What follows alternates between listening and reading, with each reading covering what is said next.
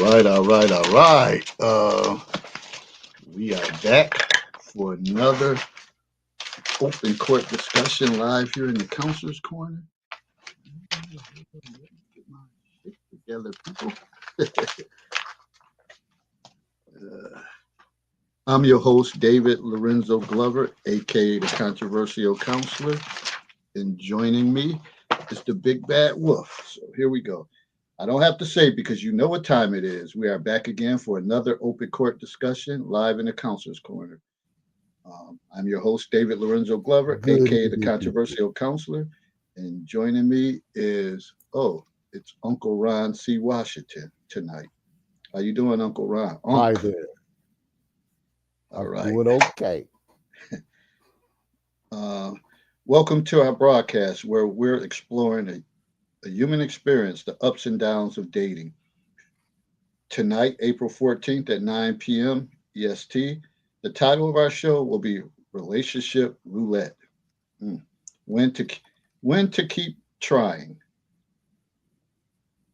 Our question is, why do people continue to put themselves out there even when it seems like relationships just don't work out for them? Is it hope, a habit, or something deeper? Tonight we'll be diving into the complexities of dating, examining the reasons behind the sensation, and discussing strategies for breaking patterns and finding fulfillment. Again, we will go deeper into the emotional and psychological factors, social and cultural factors, personal growth, personal growth and learning, and other factors. Please like and share our video, and don't forget to tell a serial dater to tell another serial dater to subscribe to our YouTube channel, The Controversial Counselor. Still stuck at 943 subs. What a damn shame. I refuse to stress on the slow motion growth. It will come in due time. So here we are, Monday night, spring break. Ain't much popping off. Actually, just happy to have some time off so I could, finalize the bounce back 25, trying to come back after the loss that I had last month. So this has been a long, grueling process. I don't know if anybody ever had a car uh, stolen and trying to get all of that paperwork together and the different roles that people play in the different departments you have to talk to, and it's a pain in the ass, but it's coming. The near is in. It's coming. The near is coming. The end is coming soon. So I'm glad to have that happen. But it's been a pain in the ass. Makes me want to kick somebody ass, but unfortunately, I don't know who ass to kick uh, at this time. But that's that. Just relaxing, doing that. Yeah. Oh, went to my doctor's today about my shoulder, and I brought that up last week. Um, Little wrist pains, and basically got a referral to the physical therapy again. So I guess I'll be doing that, and guess just trying to keep the old body working as best as it can, and that's the thing. When you start hitting a certain age, you just never know what you're gonna wake up and what type of ailment that you're gonna go through, whatever. And people say, "How did you do that? How did it happen?" I don't know. Shit, I woke up and it was like this. I don't know. Sometimes you be having wild dreams, getting your ass kicked in your dreams, or whatever the case is. So I don't know, but that's what it is. So that's all I have going on right now. Uncle Ron C, what's good with you? What's good with Herb? If you heard from him, what's good? The big bad wolf sends word through the waiver wire that he might be picking up a second job as assistance with the youth program. So we will see what transpires with that. Of course, he's talking about his weight loss. I think he's down like a couple pounds. He was over the 290-pound threshold. He was looking at 292. So I think he's around 280, 290, somewhere around there. But every step is progress in the right direction, and we move like an iceberg. But when we move, we move. So other than that, man, can't find my show notes, but Uncle Ron's in the catbird seat tonight. We gonna ferry you on across these dark, dank, iceberg filled rivers and streams and lakes that you're trying to navigate called life. Sound like a Prince song. Dearly beloved, we gather here. Uh, okay. So I guess when you and we know you can just sit back and watch. You can even see on social media that when people are in and out of relationships, you can kind of tell by some of the things that they post. You have people now before you wouldn't know unless you just got wind of that information and someone told you. You wouldn't know who was going with who unless you saw those individuals. But now, people tend to broadcast that information and have to Come on, Shadow. post Upstairs. pictures and things of that nature. And like I said, you could tell by the nature of their post, or you could tell when people doing subliminal posts about uh, things that's going on in their world. So you kind of know, oh, they must be on the outs or whatever the case is. But no matter what, people continue to do it over and over and over and go through that cycle. And no matter how hurt they may say they are or whatever the case is, shortly after you see them back out there testing the waters again. And some people, that's been the pattern. That's what they do. Their pretty much entire, I ain't gonna say entire life because you shouldn't be dating them. Well, I always have a thing what I tell my middle school students when they call themselves having uh, relationships, and some of the girls be saying, "My man." I was like, first of all, that's not a man, that's a boy, and and the emotion, the emotions that involved that they can't handle, and I say, see, this is why y'all probably shouldn't be involved in this because you can't handle it. But the truth of the matter is, that's the case with adults too. Some people just can't handle the emotions involved in it, and it's because of lacking emotional intelligence. And and I'll lead off talking about the emotional and psychological factors, and one of them is hope and optimism. Some people they hopelessly romantics that they believe that this time is gonna be it. This person is gonna be it. They know what they did wrong. They know what they're gonna do, and sometimes it end up being the same situation. Part of it because they never really went back and did anything different. Never took the time to try to correct things and refocus on themselves. Go back to the lab and then come back and be better. But they tend to jump right back in it. And we'll talk about. I'll talk about that point as it goes, and let me just hit one more. And then people have that great fear of being alone. Like it's just they can't do it. They don't want to be alone. They can't because if they're with friends that have someone, then they feel obligated. Okay, I got to get someone. Or if there's something special coming up, Valentine's Day or some type of party or wedding or something, people want to date. And sometimes they settle and get with someone and thinking like, okay, I'm gonna allow him to take me there, or it could be vice versa. Or a guy say, okay, I'm gonna take care of. I don't want to try to go there dolo. I'm gonna try to bring me a little date, and they think, okay, this could be the start of something, but it might not.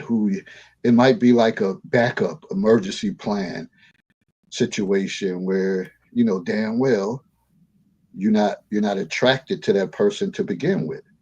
And we all know the first attraction is usually the physical, and that's what makes somebody wants to talk to somebody. You don't just pick no mud duck, um, ugly individual And I know that's the beauty is in the eyes of the beholder, but so I guess some people you just shit. Nine out of 10 people may say, "Hell yeah, they damn sure busted." So and you know damn well, but I know that after a while somebody can grow on you, or they can have a nice personality, and then you start looking at them differently. But the first beginning is usually some type of attraction. I don't whether it's their body, whether you like their eyes, or they got a nice set of lips, or sometimes it could be something that is simple as like I don't care what he look like or she look like. Damn, they smell good like every time, and it do something to you, or whatever the case is. But those are some of the things that make keep. But you usually, I'm saying this to be saying usually it's an attraction to lead to that. But if you're just going somewhere just to fulfill that empty void of not being of fear of being alone, then shit, you already know Mhm. you probably gonna spin the block again over and over. That's what I have so far. Yeah, and I'm gonna pick up right where he left off, except I'm gonna go back a little bit. Now you all know I listen to a variety of things. I'm your uncle, so I gotta stay up, abreast of the latest things. I want you guys to do me a favor. I don't ask of this often. There is a gentleman that I want you, in addition to all the other people that I've named, that I want you to follow. He's on YouTube, and I don't know how often he puts out new material, but he always has people on there, at least for me, that I consider to be thought provoking and referential in terms of the things that he discusses with his guests. And from what I can see, all his guests are authors, renowned in their fields, and they're studious and study in the content that they're talking about. I'm not asking you to agree with them. I'm just asking you to broaden your horizons so you start to learn more about the one person that is the most important factor in when you're dating, and that is yourself. All right. He goes by the name of A Diary of a CEO. Okay. I want you gentlemen, I want you ladies, and everyone else to start following and taking that gentleman's content in addition to our content as well. Don't forget us. Now, we've had panel members, shout out to Anita, who has always brought up attachment theory and styles. I personally never paid much attention to it. I thought it was just a bunch of hubbub. I'm just like, these theories and all of this about why you date somebody, that's not really important. But then as I'm listening to the show, and this particular show is with a lady named Erica Kramer. I'm sorry, Kusmar, Komai. I'm sorry, Komisar. If I mispronounce her name, pardon me. Chalking up to my ignorance. And she was talking about how they differentiate from each other and what they look like in young kids. So, infants up to toddlers. And then if those issues are never addressed, what they can look like in adulthood. So as I'm listening, I'm saying, this is very interesting. And I thought to myself, I said, this explains a lot of why people date how they date. And what I mean by that is this. Take the secure attachment style, which is not one of the problem ones. The secure attachment style is what most people should be. I say should be. The secure attachment style is We you have. covered this on our show, right? We Yes, covered we did. Yeah, that, and yeah. when I But broke it but down from kids to adults. yeah, but and that was the thing. I never really attributed anything to adults, and I don't think most people do, because most people think about the only people who talk about this subject is counselors like yourself and people who are in the profession, because they're trying to unearth the reasons why people have the issues dating that they do. And I've said this before, most people don't know who they are. So if you were to ask the individual why they're dating. And I'm my notes. I'm irritated. Uncle Ron's irritated with himself because he misplaced his notes. So I'm gonna try and do most of this from memory. If you ask the average person why they date, you get one or two, three reasons, maybe four. Some dating for, and you mentioned this, just mentioned just companionship. They don't want to be alone. Two, some are actually dating because they're looking to get married, long-term relationships, family. Some they're dating explicitly for sex. Now, they won't tell you that for fear that they'll run off a potential partner. Usually, that's more men than it is women. And understand, people, these things are not gender specific. And I think, as an addendum, if we, and I'm not just talking about Native Black Americans, FBA, if we want to get past the gender war, and I suspect some of you do, and some of you don't because it pads your pockets, I understand. Keep making your coin. I ain't gonna stop you. If we want to get past the gender war, then we have to address the individual within. Okay? When you start there, everything else you do should, in theory, become easier. Now, that doesn't mean you're not gonna run into some bumps. That doesn't mean you might wander off the pattern. That means you know where center is. And it's always easier to stay on center when you know where center is. If you don't, then you're all over the place. You're coloring outside the lines, you're drifting in lanes, you side swipe somebody, you stop and pick up a hitchhiker who you thought was going your way. Next thing you know, the hitchhiker got you at, metaphorically speaking, gunpoint. And the gunpoint is your mental stability, your spirituality, and your physical health. Those three things are always vital. Okay? So starting there, when you understand why you're dating, it should eliminate all the other reasons you are dealing with an individual. And I've said this before. I know I got to get the book out. Keep beating me up on that, people. I got to get the book out. I think it'll be beneficial to a lot of people. But the reason why you date, I want people to take out, as stupid as this sounds, I want you to take out a pen, pencil, and a sheet of paper and start listing these things. So you have a blueprint.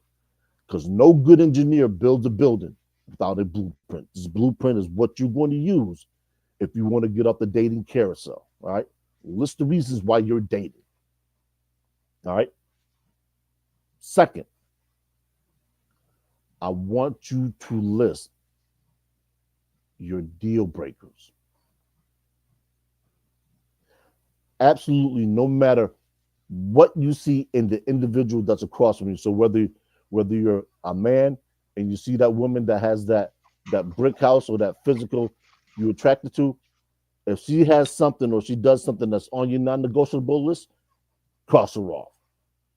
You have to be willing to be cutthroat when it comes to your happiness, your peace of mind, and your physical well-being. A lot of people are afraid to do those things because they don't want to be alone or they don't want to be by themselves, which is different.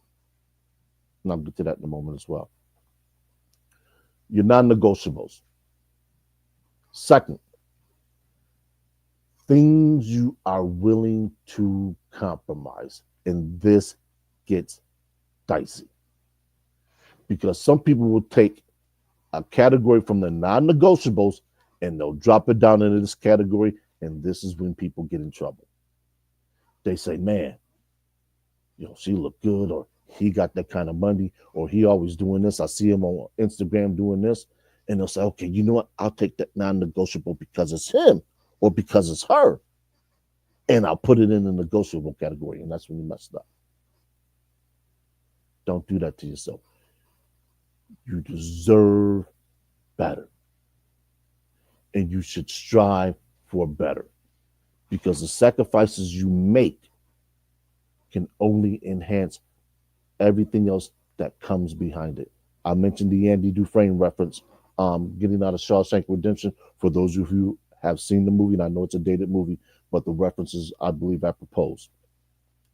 He had to crawl through, what was it, 500 yards of foul, shit smelling human waste to get to the other end of freedom. Most of us in our age demographic, in this age cohort, Gen X, we've done that, especially if you've been divorced, you have kids, and you're single and you're looking now. You've already crawled through that. Now you're on the other end. Don't go back through that tunnel. There's nothing in that tunnel that you want, that you need, because if you did, you'd have it with you. And I know some people are probably gonna bring up, well, you said not to burn bridges. You are correct. Don't burn bridges where something on the other side of that bridge is beneficial. Now, that doesn't mean you have to actually go back and date that person. That doesn't mean you have to go back and have sex with that person. That just means, hey, I know this individual is a solid individual, whether it's a male or female. I know this individual is on the up and up. We didn't get along as mates, but I can sit across from this person. I can talk to this person. I can bounce ideas off of this person. If in a pinch, I need to ask somebody a question who knows me, who might call me out of my bullshit, I can speak to this individual. Those are the people I don't want you to burn bridges with. Anybody else that means you harm, destroy that bridge. It's like one of my homegirls said, I destroy bridges because I know how to swim. And when I saw that, I was like, yeah, I dig it. I dig it. So learn how to swim, and if you need to, burn that goddamn bridge. All right. Now, so you have your non-negotiables, your negotiables. I'm sorry, you go negotiables, things you're willing to compromise, and things that you might be interested in talking about. Now, what I mean by that is this: I've already talked about the fact that I don't date women that wear camel clothing. That's a no go. I've already talked about the fact that Uncle Ron, and this is the one thing that Uncle Ron and the Big Bad Wolf have in common. When it comes to Sundays, September through February, Sundays, we watching football. Either we watching football, we listening to it, or we just minding our business. Now, there might be, I stress, might be a person who might be able to wiggle in there and say, yo, can we do it this Sunday? I know it's you. Go ahead, Dave. I know it's Sunday. I know it's football. The Cowboys are playing. Can we do this? Can we do this for me, please? I'm just going to say, you know what? I'll make a compromise this time. I know your pop's in town. I know he's getting long in the tooth. Y'all want to throw him a surprise party. His son is deployed in the military. Can you come through? Unc's going to do you a solid. Unc's going to come through. Now, there's going to be some stipulations attached with that where we will discuss a little later. But Unc's going to come through for you. So those are the type of things that you need to set up in your relationships. Now, Unc don't do that for just anybody, okay? Unc only do that for a select few people. And those few people have earned certain things. See, we get a lot of people that get out here and they start negotiating, compromising early. Why? What has this person done to you or for you, especially somebody you just meeting, that has indebted them to you? Nothing. You don't know him anything, except to be honest. And you should be being honest with that individual because you're honest with yourself. So you can't do anything for anybody else if you don't do it for yourself. So if I'm not honest with me, I can't be honest with Dave. If I can be honest with somebody that I'm work with, then everything else that's going to come on top of that is built on the house of our lies, and the foundation ain't solid. I don't like dealing with people who I don't have a solid foundation with because at the end of the day, if something goes wrong, I can say, you know what? Let's get back to basics. Let's get back to what we did that was solid, that worked, so we can move on from there. Because a lot of people, let's face it, they're not building on a solid foundation.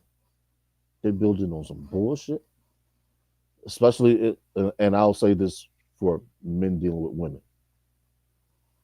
Men will sell women a bill of goods because the older we get, we know that women are influenced mostly by what they hear. Because, and if you don't know who this gentleman is, you might want to search him too, especially if you fellas. He put out a lot of game. Shout out to BGS for bringing this gentleman to my attention.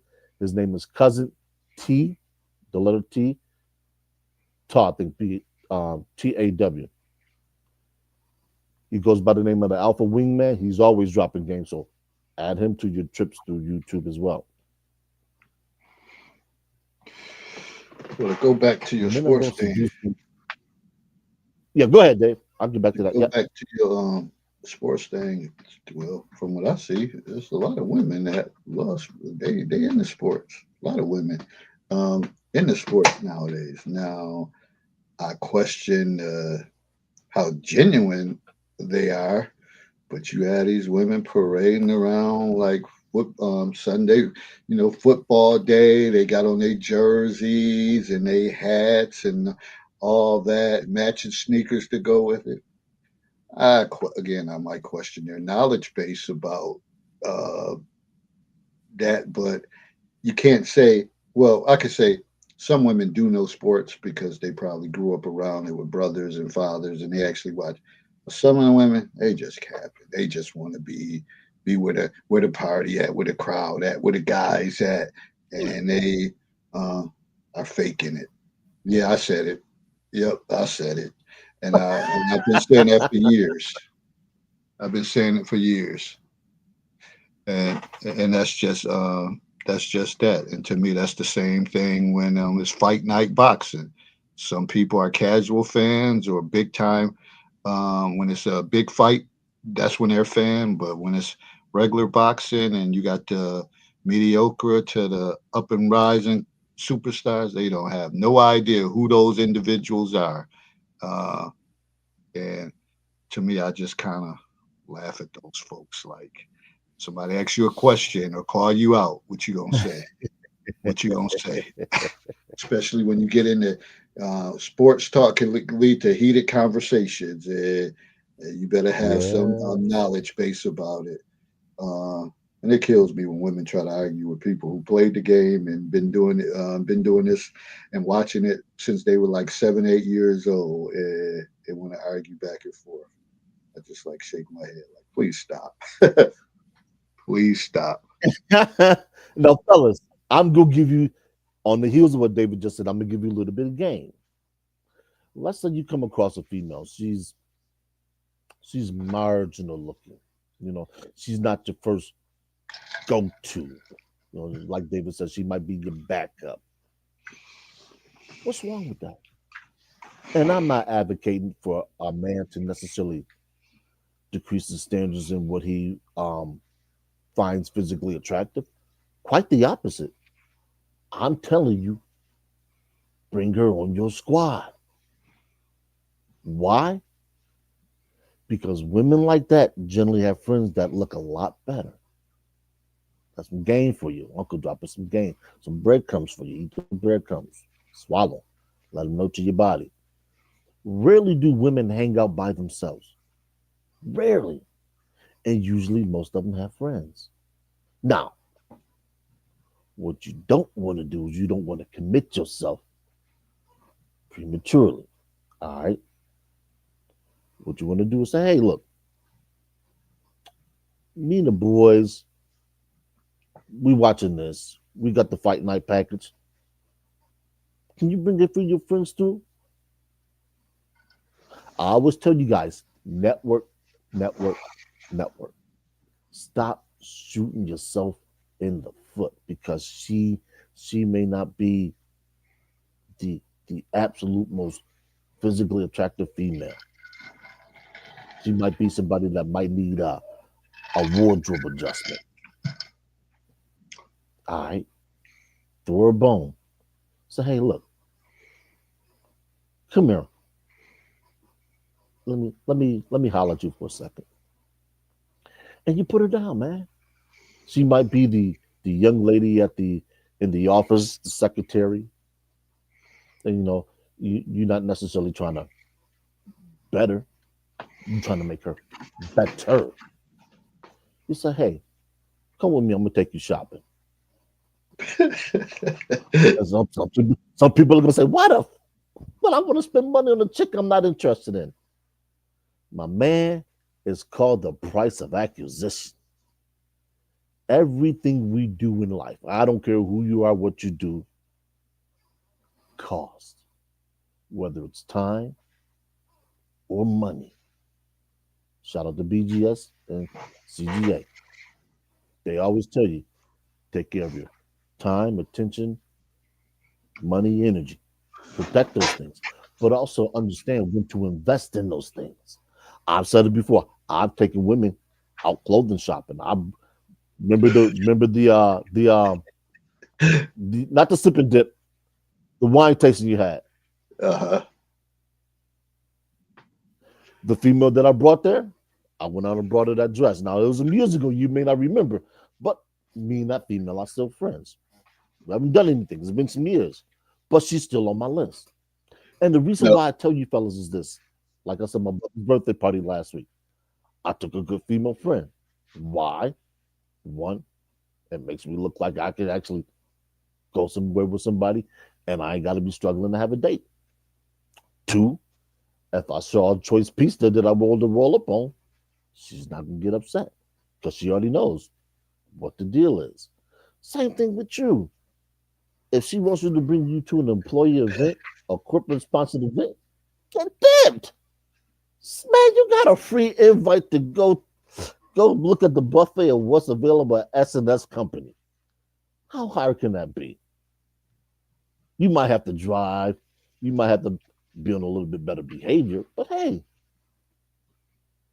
you're dating. You're out there to see what's out there. And just because it's out there don't mean you have to run up on it. Let some things pass. You might want to catch the next bus. no. I have a question, Herb. Yes. Uncle Ron, I'm here for Right. Oh, and it goes back to the wardrobe check when you it. said Yeah. when what Herb said when he gets into date a woman and he checks out her closet. So okay, once you do the inventory, what you doing? Taking down notes to say, hey, we need to go shoe shopping. Oh, you need a few more dresses in your game, or I don't like the blouses or the shirts that you got. Maybe you should go this route. How does that really work? Just like you said it. Now, Mm. the big bad wolf has said this, and I agree with the big bad wolf because I work at where I do. I see women of all manners of ethnicity, all kinds of profession, from military to day-to-day people to professional, and I see what some of them wear. So I know they can afford to pick out certain clothes. Now, I'm not saying you have to go break the bank with top of the line items. And some people will laugh at me when I say go to let's say I'm trying to think of some not Vera Wang, I'm sorry, Kate Spade. And I know Kate Spade sells mostly um uh purses and things of that nature. Um Neiman Marcus, maybe Kate Spade. I'm trying to think of some other ones out there where, and I know about the Sheen and the other ones. Side note, shout out to the Godfather Kevin Samuels, and I agree wholeheartedly. He said, and I'm going to echo, it's not always the fashion, it's the fit. You know why? Because if a top of the tier star walks in with a $50 dress on, nobody's gonna say a word. You know why? because that $50 dress fits her like it's $1,000 dress.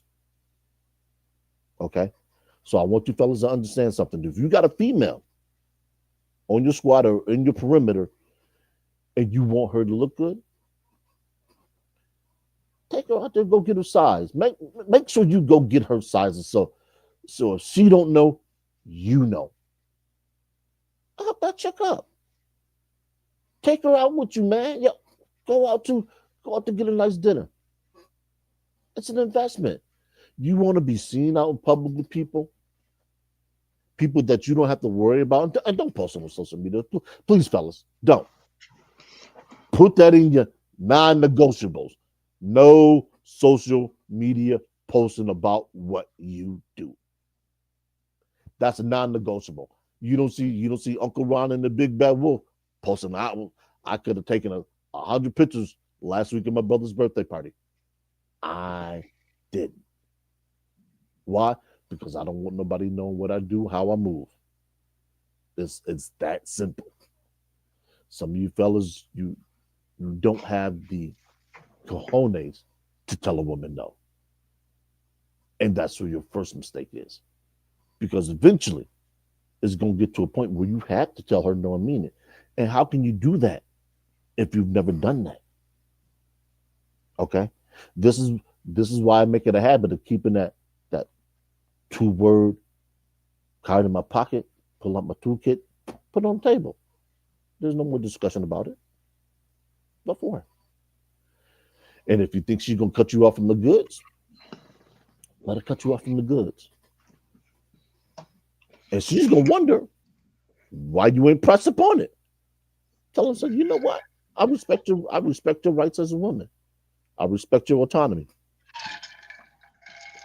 If something I did causes you some consternation, doesn't make you feel in the optimal to give it up, that's cool. But understand something. And I want you to be 11 toes down when you say this. If you find me in another pot of honey, mind your business. Because I'm not going without just because you think I should. And you can go without, but I'm going to go get mine. And I'm not telling you to cheat on anybody. I'm telling you, be selfish. And it's an axiom that the uncle lives by. But what? I believe in being committed. Go ahead, Well, one of the things is I David. know You, when you you got a said, question on? yeah, I said one of the things. Can you hear me?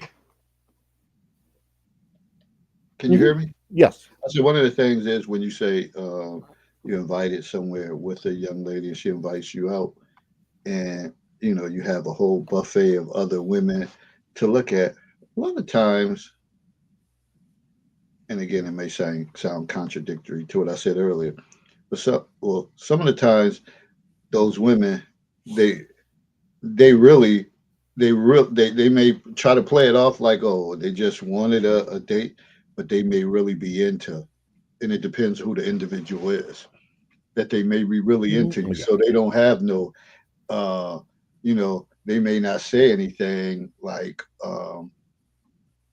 when you say, okay, shit, the world is mine, but they don't expect you to really talk to somebody else. Or say, for example, you start talking to someone, y'all buy the appetizer tray and y'all just talking, y'all been talking for a while and y'all just chit chatting, laughing and all that, but you don't know nobody in there, but you and this one person just keep finding yourself talking. All right. Sometimes that woman gonna be mad as hell, mad as hell, uh, and upset. But they'll try to play it off like, oh, nothing, like it was nothing. But they'll be pissed about that because they don't.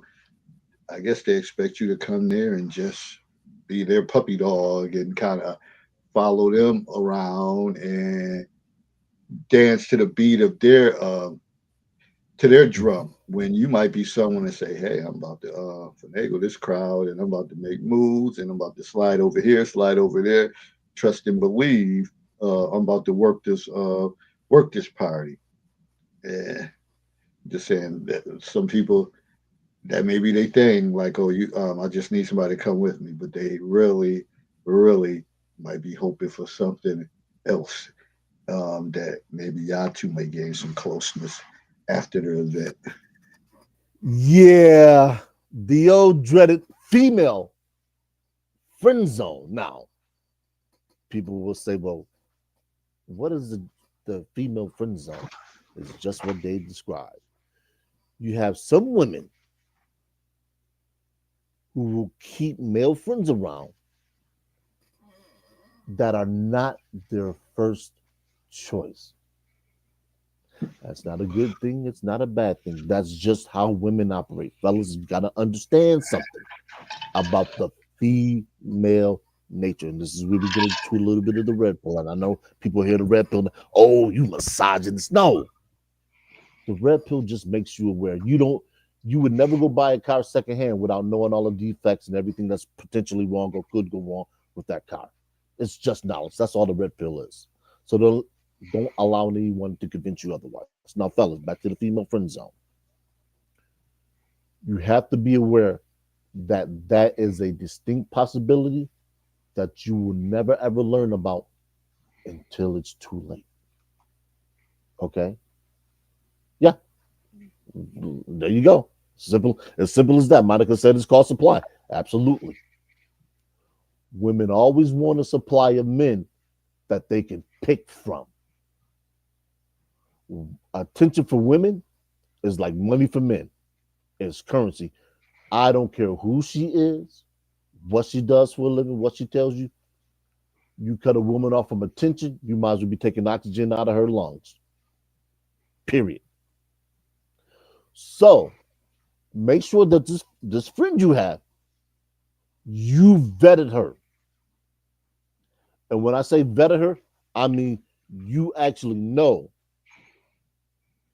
that there is nothing, and I mean absolutely categorically negative zero, and I know that's not possible, going on with this female. And the only way you're going to know that is you got to know the men that she's dealt with. Yes, you got to know the men that she's been fucking. I hate to say it like that, but yeah, you got to know the men that she's been fucking. Why? Because it's going to give you some insight into who she is. And it doesn't work the same way for the men, and I'll get into that in a moment. The reason why that lets you know is because you will see what her type is in terms of men she's willing to have sex with and what her type is with men she's willing to date. They're not necessarily the same thing. This is when you get into the dubious nature of what females do. You have a lot of, David mentioned one of the things, you have a lot of females who you catch them in the right circumstances, they get turned on by a man that they only want for sex.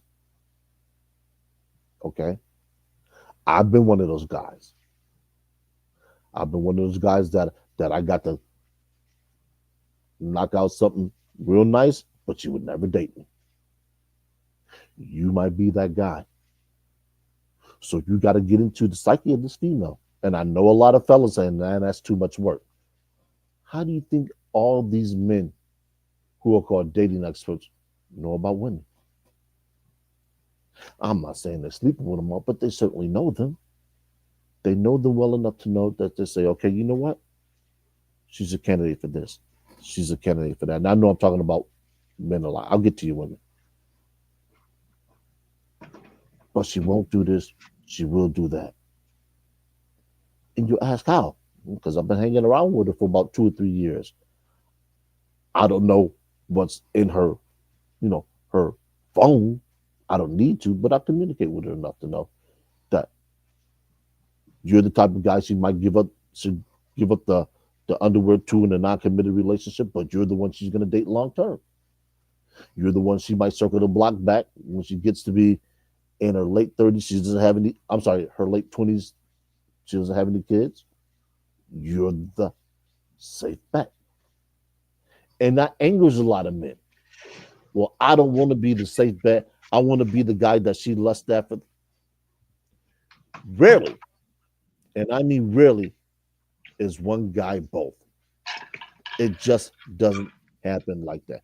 You could take any guy who has had his pick of the litter when it comes to women, and he's going to tell you. And I used to ride shotgun with some of these cats, so I can tell you, these cats used to clean up chicks by the boatload when we used to go to Pleasure Dome. They used to clean them up by the boatload, but they were never in a relationship, and they didn't ask why, because they knew what their track record was. And believe me, word gets out about who's doing what with whom. Even for your Uncle Ron, who wasn't out there like that, the big bad wolf, when he signed the NDAs, yeah, there were people that were talking. How you think he got caught up in the friends? One was married. That's all I'm gonna say. It happens. So women, let's get to you. Pleasure Dome, the best club in history, all time best club in history, the best. Just wish it could have been on a Saturday night or something, but I guess Sunday night Well, was a Saturday different nights at element. Pleasure Dome used to be off the chain, man. Ooh, I That mean, Sunday wow, night man. thing was Those are the different. days. Well, yeah, because they played a lot of techno, and it's funny. I remember because I was at the time I was well when Pleasure Dome first opened, I couldn't actually get in. I was underage. I think I was like 19, 20. And I remember the bus loads of people that were coming down from Toronto, and I mean three or four, and this place was packed. I mean, just No, I'm talking to the about gills. Sunday nights with Quincy Q when he ran that Oh, joint on Sunday nights. That was different. yeah, man. That was different. That was different. You could have had that crowd there on a Saturday night, man. You'd have far too many problems, man. Oh my gosh. Sundays, yeah, Sundays is off the chain. But that just goes back to what I was saying about, the, as cousin T Talk calls them, the alpha showpiece. The alpha showpiece he's gonna rack up the bodies because he's physically fit, he's good with his words, and he might have that money. And women just say, you know what? He can scratch my itch anytime he want to. And I'll tell you, fellas, I know women. Fellas, there's nothing wrong with wanting to be that guy. No, there isn't. But and this goes back to what I was talking about with the list. What do you want in terms of dating? Do you just want to be that guy who's plugging holes and moving? Because if that's all you do, that's all you're gonna get. So you can get to be in your late 30s. If you haven't spread your seed around and have too many have any kids out of wedlock. Consider yourself lucky. I do. I do. Because Lord knows I was out there shooting darts. Didn't hit no bullseyes, but I was out there shooting some darts. Now, I'm not saying I was the alpha showpiece. But Mm. sorry, Doc. Man. Yeah, yeah, that's a bad thing. Bad thing. You would have appreciated that. Man. Because it's funny, because Pleasure don't really between Pleasure Dome, and I'm sorry for people who aren't local to Niagara Falls, Pleasure Dome for us was equivalent to Studio 54. That's what it was for us locally. But between Pleasure Dome and Club Exit, because let's face it, Main Street and Third Street, between those two thoroughfares, 50, 60 bars. I mean, biker bars, R&B, techno. We had it all. And then we got the influx of people who would come from Canada because they're drinking. Their bars closed at 1 o'clock. Ours would close at 2. So we would get the influx of Canadians. And that's how I started meeting people from Canada. So we would meet people from Canada. And what we discovered, especially us brothers who weren't top of the line attractive, is that you know what? There's women that actually don't mind men who work.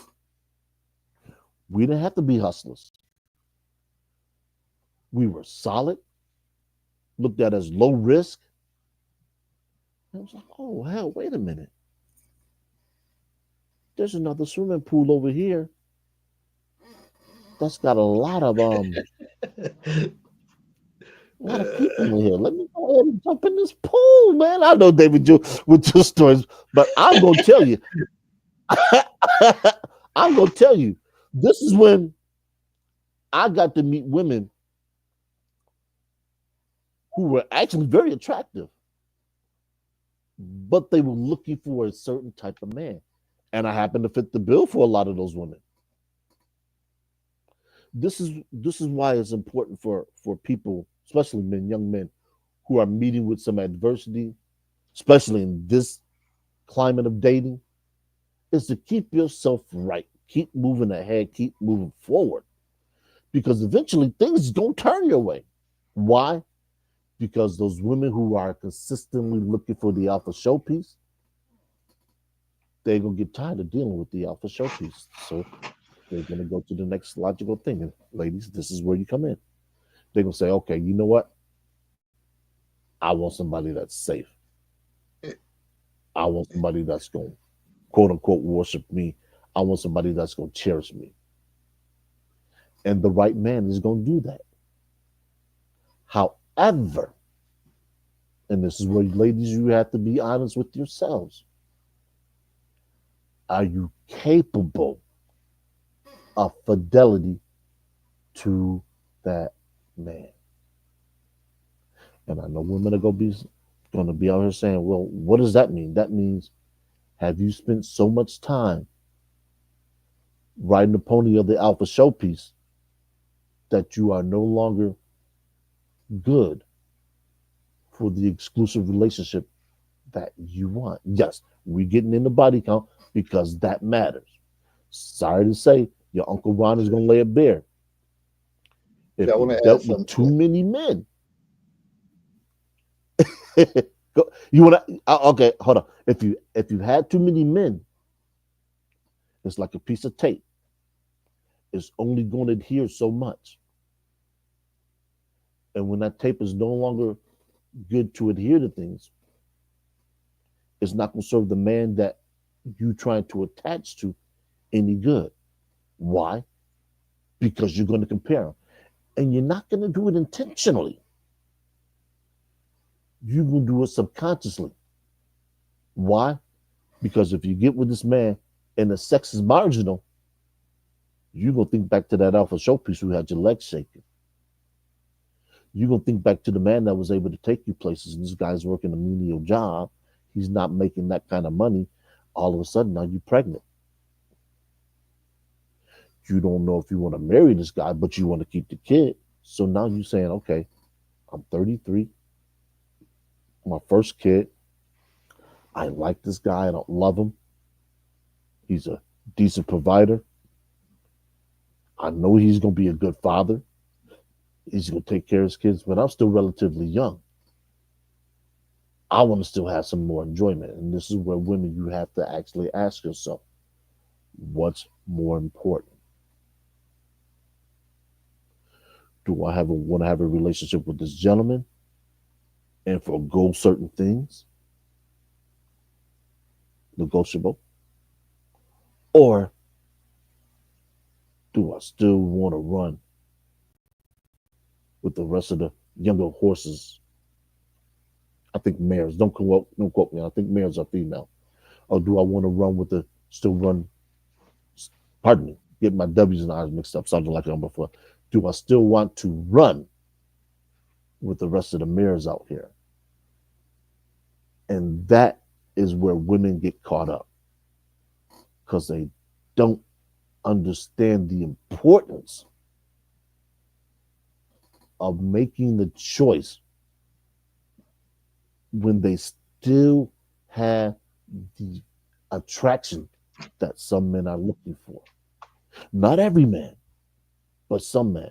And I always tell women this because women will debate men on this tooth and nail, eyes closed, eyes open, clawing. When are you at your most attractive? In your 20s or in your 30s? Inevitably, most women will say in the 20s. So if you're most attractive in your 20s, then it would stand to reason that that's when you can command the most. Now, that doesn't mean you can't command certain things in your 30s. It's just that the people you're looking at in your 30s are looking at people in their 20s. Most men, I'm going to say about 30 to 40% of men are looking at women that are younger. And it has less to do with their economic status, even though that's when, because we covered this before, 30 is being the demarcation line between when men start to earn more financially versus women. Because at that particular point, if women don't have children, they're talking about their biological clock is ticking. They want to have kids. Well, most men who have something aren't just trying to make a mother a single, I'm sorry, a woman a single mother. Why? Child support. No man that's been working, that's finally got some coins, is trying to give it up to a woman he just had sex with, a woman that he's not committed to. And we know that marriage rates are dropping. It's just not in the United States, that's across the board. In Korea, there's the 4B movement. In China, this stuff is starting to happen. In Japan, it's already rooted. So this is why when we talk about, the dating roulette with, where do you want to get off? Because nobody's going to dance on a dance floor when the DJ stop playing music. People are going to take theirs and they're going to go home. So what are you going home with? Are you going home with somebody just to keep your bed warm at night? Or are you going home with somebody who 2 years from now, 4 weeks, 5 months, they still gonna be there to build with you? That's a decision that you have to make. And yes, it's not an easy decision because you think you have options galore. Options dry up quickly. They don't last forever. So whatever it is you plan on doing, like I said, get that list. Start writing down lists. Be willing to check off some things that you feel. Notice I said feel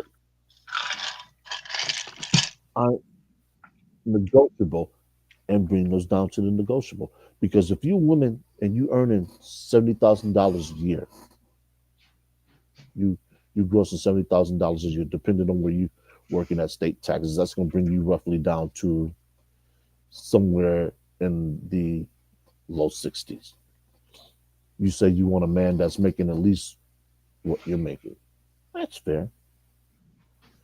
But are you willing to take a man who earns about 3 or 4 thousand less, but he's good with money? He's not struggling to pay bills. He has decent credit. He has no kids, and he's willing to take on the bulk of the household expenses. You're gonna forgo that because he doesn't make enough money. Last I checked, only paying 30% of the bills is better than paying 100. But these are the decisions that women have to make. And as we move forward in time, especially now with the economic situation being what it is, the tariff Hold situation. on. Yeah, go ahead. Yeah, I want to go back. Uncle Go ahead. Ron, hush. You just like a damn uncle, just talking, going on and on and on. God damn. Um, I want to go way, way back when you were saying, even back when these young ladies choose the, I don't know what the word you said, alpha male, Alpha Sharpie. alpha showpiece. Yeah. And if you're a guy that seemed like you always go play second fiddle, well, the one thing I always talk about is options is power. Show that woman that you got other options, that you got Oh other yeah. options. Because, yeah, they'll try to use you for this or use you for that. But once you say, nah, ain't do it today, I got something going on. And long as you keep showing that you consistent and you consistently have something going on, she may look better than the ones that you have. But you have a nice little core piece yourself of options. Shit, after a while, she gonna start freaking chasing you because you know what the thing is. You display consistency. and all of these other people are Mhm. flocking around you, and they're consistent. And meanwhile, the alpha showpiece is here or there. Yeah, he there.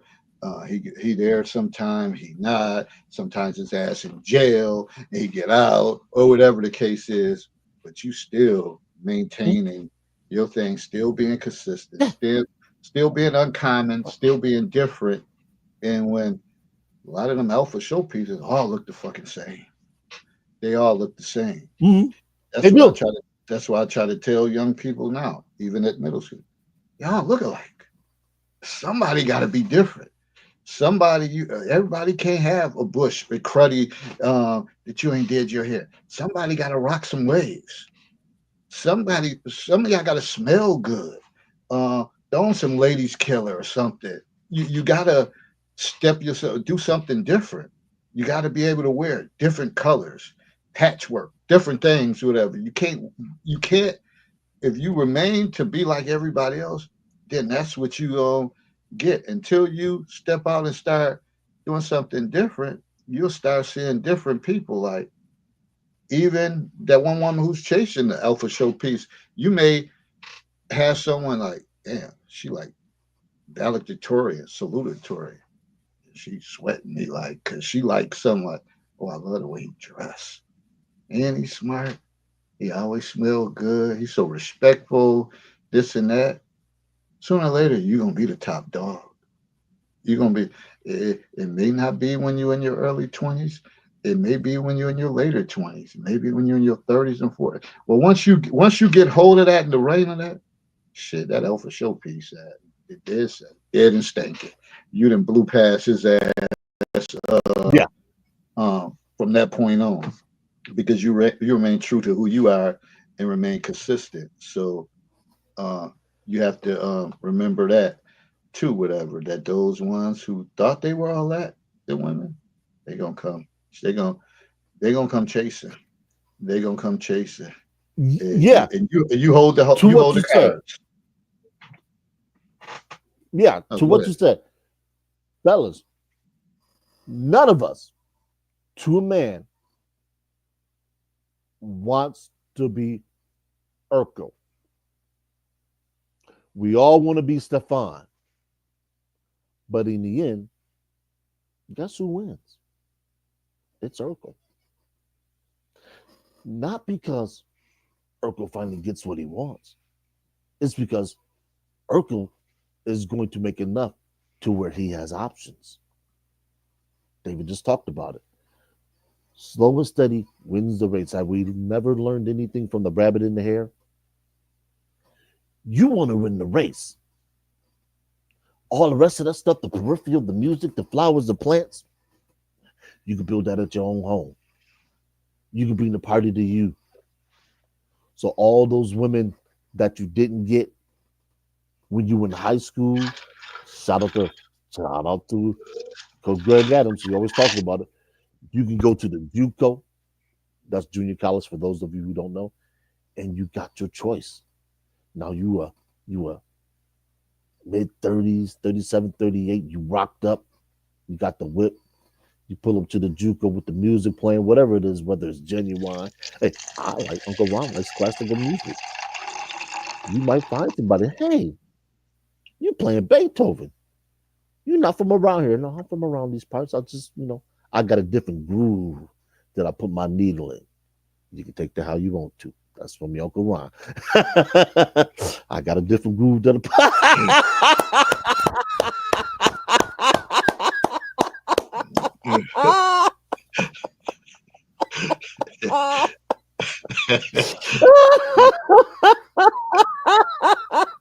I got a different groove that I put my needle in. Fellas, the world is your oyster. Okay? Be that pearl. You can take that how you want to. Be that pearl. But what we're telling you is work on yourself. Shout out to Kevin Samuels, Coach Greg Adams, BGS. All the men that I listen to that talk about red pill content or things of that nature, they always talk about working on yourself. Get your money right. Get your scent right. Develop your own image. David just talked about that. Stand out from the crowd. People zig, you zag. No, I'm not saying go to an all black party wearing white. Don't buck the system. Find your crevice within the system and stay there. You don't have to do everything everybody else is doing. People going to a beach party, go to the beach party and just sit on the side and just watch. And same thing for the women. It- it- and let me preface this: it's always, and I do mean always, going to be more difficult for women to date because they stand to lose more. What I mean by that is this: when it comes to sex overall, women have to risk two things. One, their public and private reputation. Their private reputation is what they think of themselves. Okay.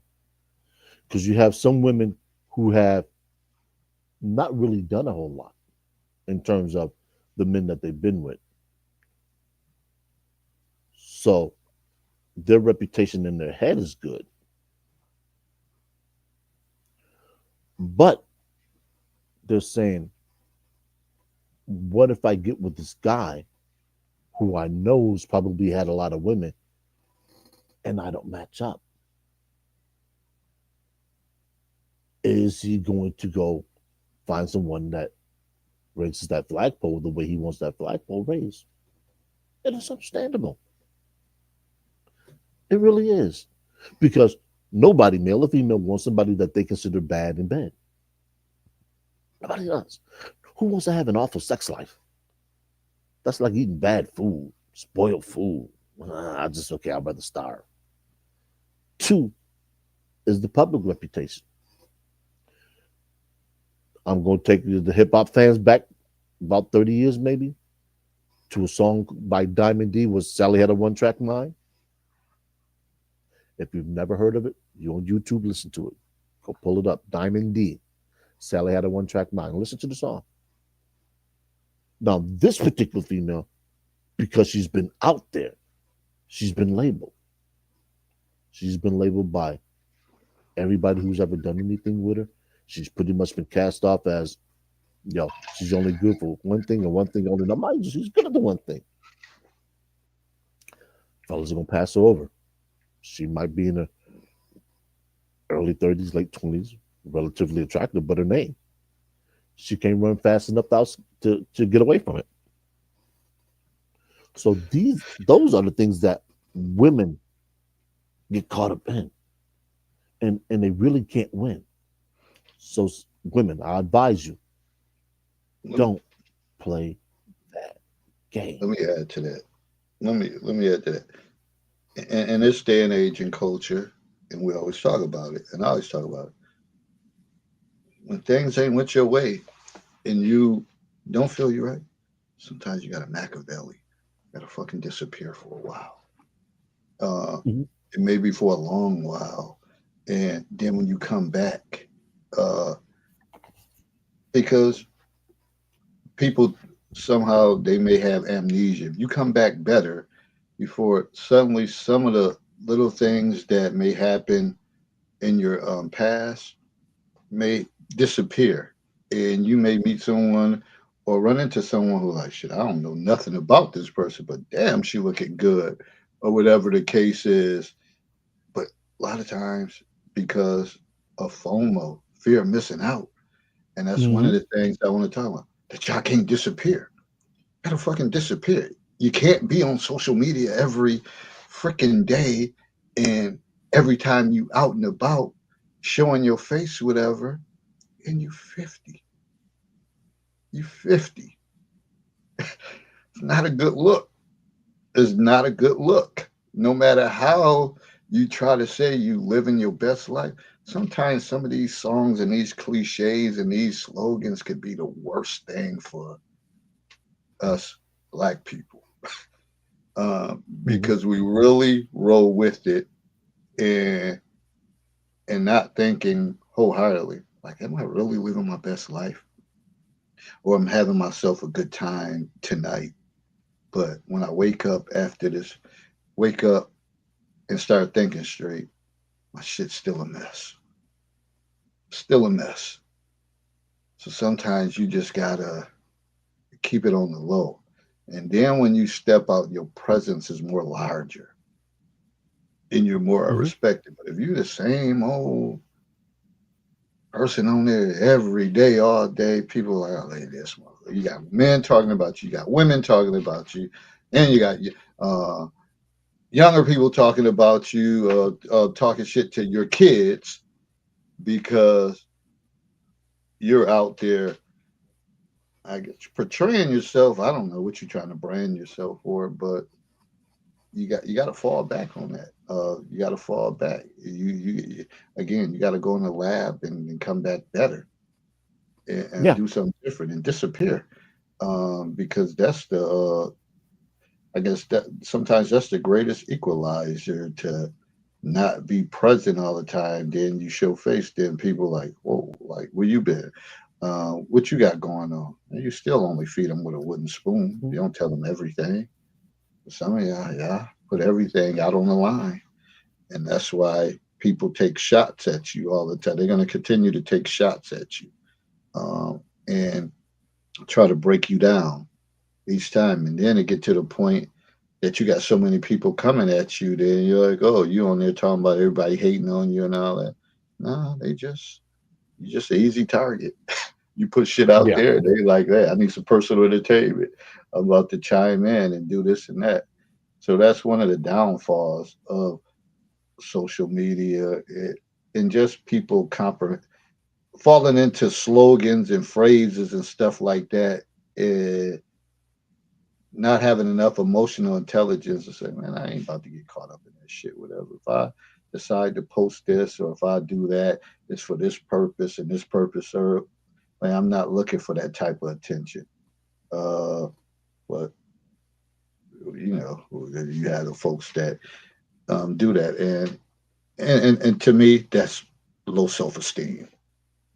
That's low Mhm. self esteem, and that deals with the psychological emotional and psychological aspect that you looking for attention, and then you probably can relate it back to the emotional, the attachment theories, whatever, because mama left you with grandma for weeks and weeks at a time, and you Yeah. never had that connection, and now you feel like, oh, in this day and age, I could be connected by people uh, liking my stuff, harden it up, and you really think that that's you the shit, but you're not. A lot of them are just doing that just so they could be a part of comments and all that. That's why some people say, I'm just here for the comments Mhm. because they just like shit, Honestly. using it for person, no entertainment, whatever. Because it's a void that you're trying to fill when you feel like you have to do that. And at a certain age, too, at a certain age, you should know that that's nonsense. When you got grown kids and grandkids and all that, can't do all that. You just can't. Because for one thing, you representing them as well as you always want them to behave and be on their best behavior to represent you, but now you're representing them because you're giving other people ammunition to say, man, look at your Yeah. grandmother. Yeah. Look at your mother doing this, whatever. My mother said your mother ain't nothing but a hoe and all of that stuff. Eh, Kids have to live with that shit. So think about that. What's in the best interest of your children and other people? Yeah, that man. Whew, that's a show topic in and of itself, and we probably will get to that this year. That's my I've so many different rows and spokes to the tire for that one. So I'll come back and say this: ownership is vital. It is extremely important that you, as the individual, especially if you're a woman, you take ownership of the things that you have done. good, bad, or indifferent. I've said this before. The reason why is nobody can weaponize that against you. Also, nobody can weaponize that against your child. The one thing as a parent you should never, and I mean under no circumstances, is want your child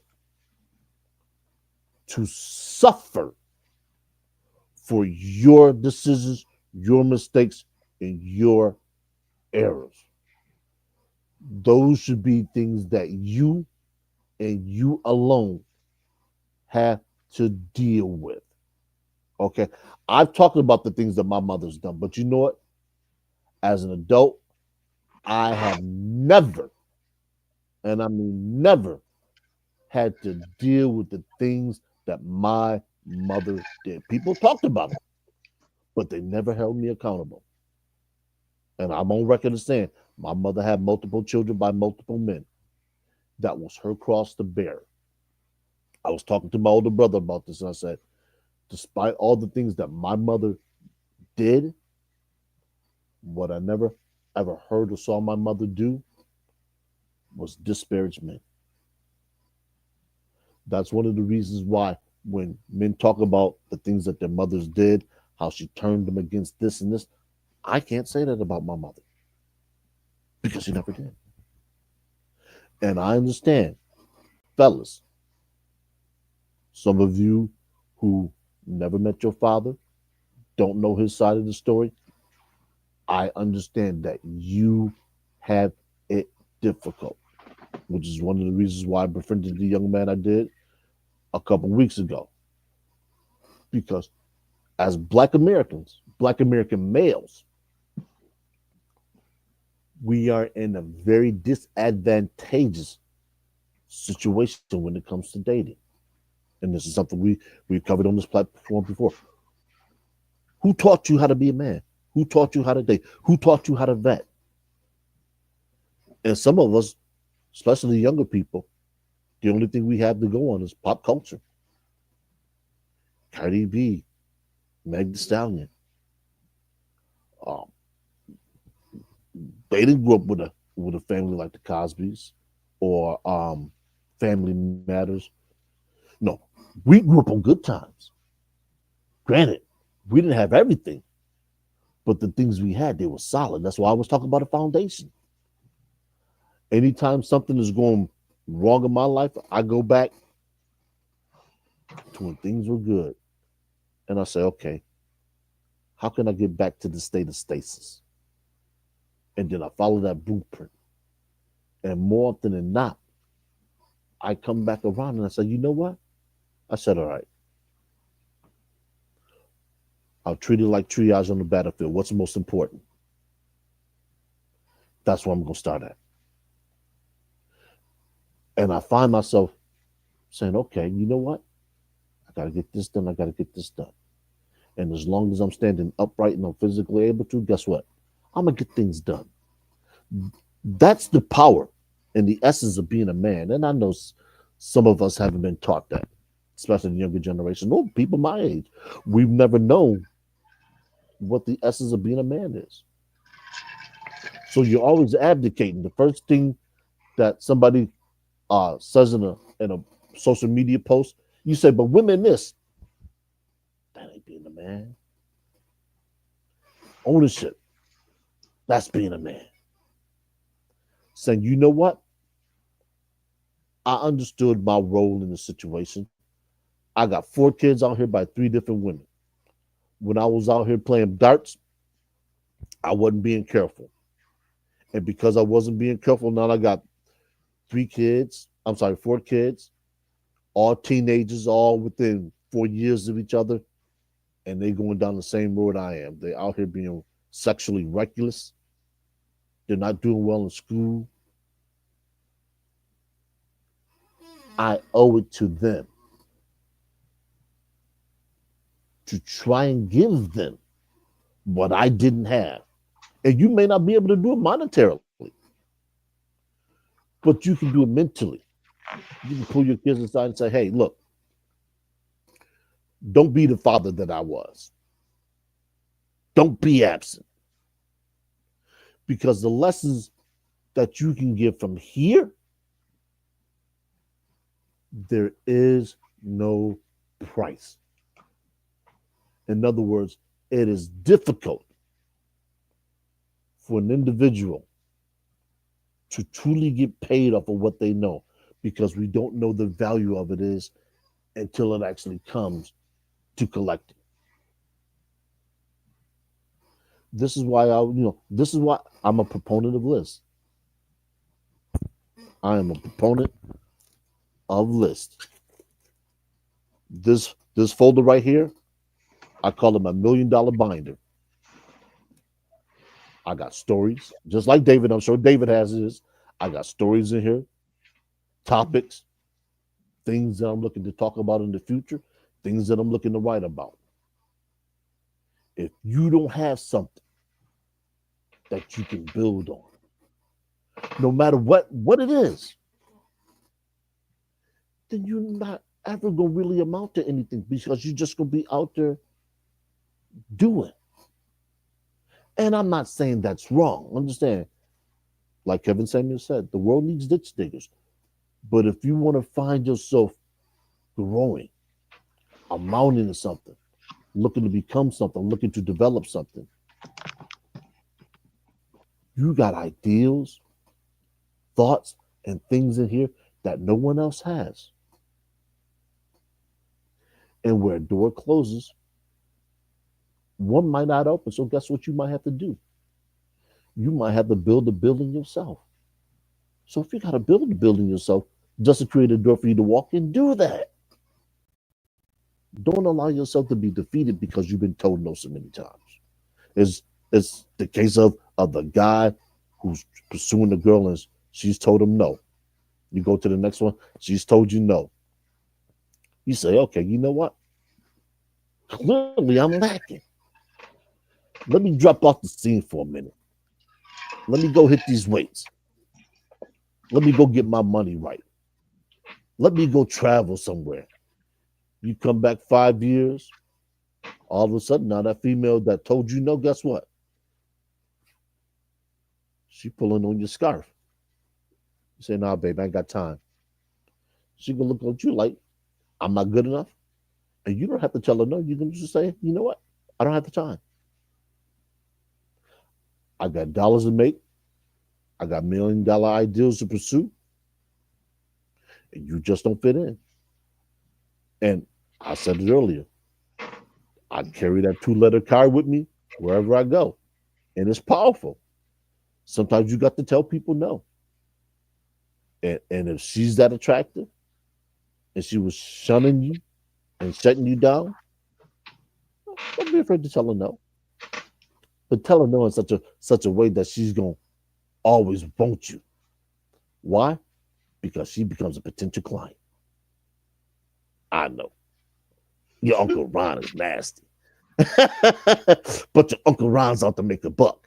And if I can make a buck off the female who told me no, then she's good to go.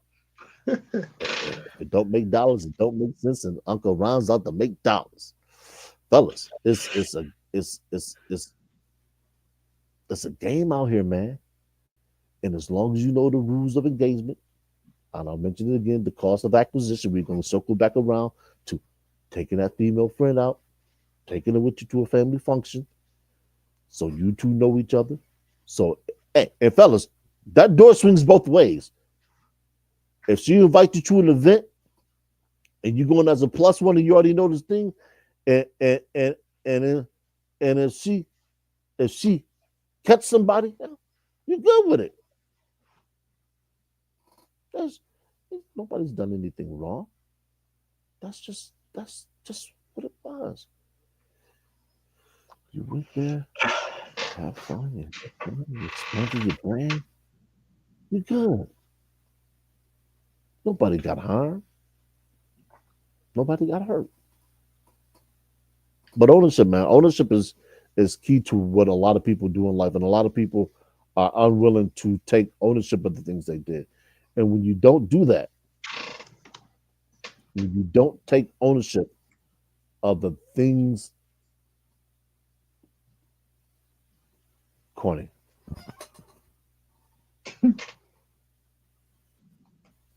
I'm trying to read the last few comments she's put up. She said, I can tell a lot of people haven't lived in a lot of places around the globe or in the USA. Generally, people are small minded who give and get the drown. Accountability. She says, Herb, stop sounding corny. You're with corny with that. When did I ever say anything about anybody playing games? David. Um, I didn't hear you say any. I don't know if you made reference to if she took the reference with Uncle Ron as playing games. I mean, it was just straightforward. Like some people just straightforward with what they do. So Yeah. which may be games to some, but it's like, hey, this is I put this out at the beginning. This is what you know me to do. So it's not games. Like, yeah, he said this from day one. He gave me due process, and in that case, it's really not Yeah. games. Yeah. I was going to say, I don't deceive. I don't mislead. I've always been, shout out to Alan Roger Curry, upfront, straightforward, and honest. There's no need for me to deceive a female or anybody for that particular matter. And I've said it, I said, what good can I do? That's just a figure of speech that we use. That's probably part of the African American, the black culture, right? We say that's game. Game really means knowledge. Yeah. Uh,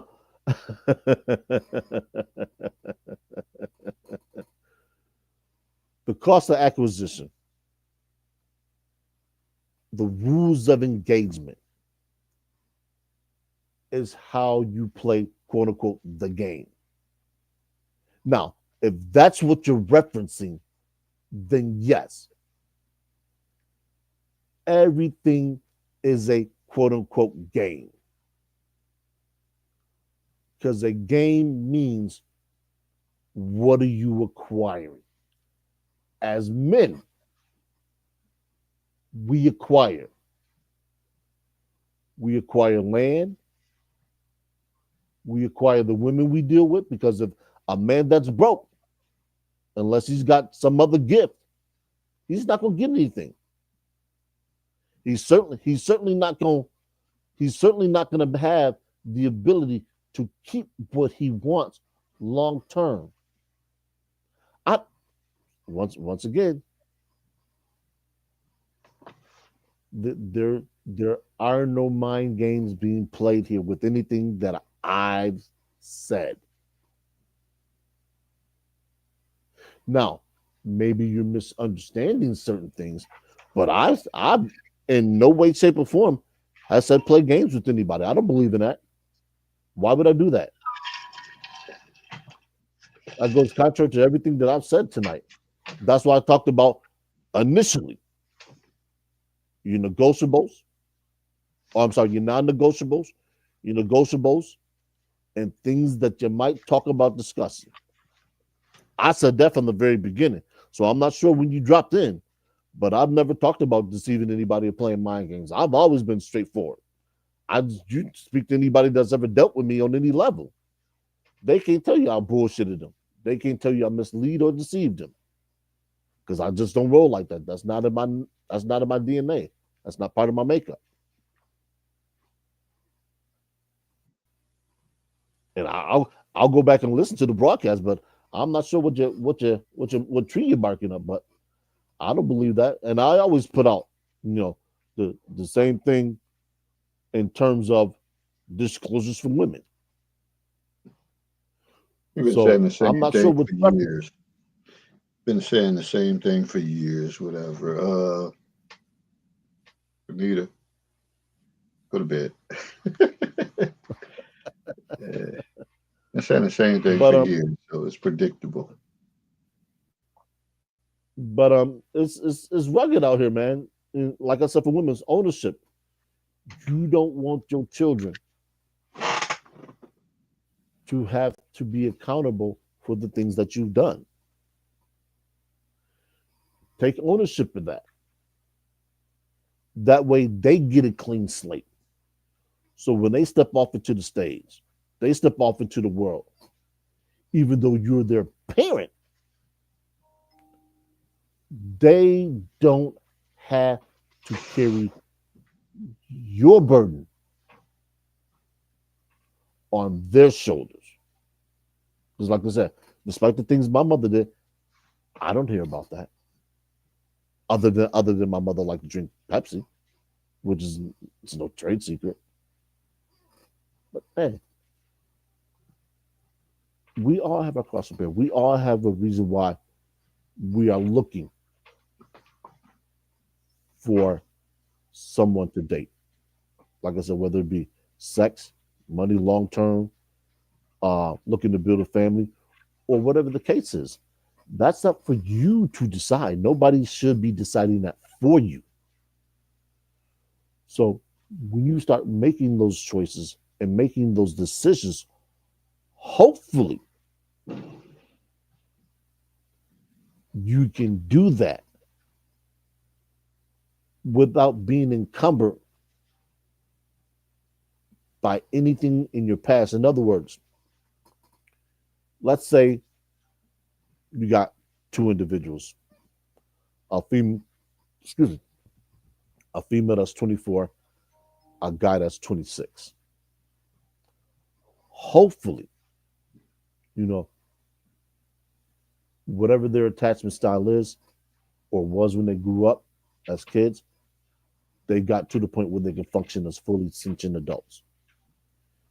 Neither one has kids, you know, that has some economic standing and they're looking to build with somebody. That's ideal. Unfortunately, most of us don't have ideal.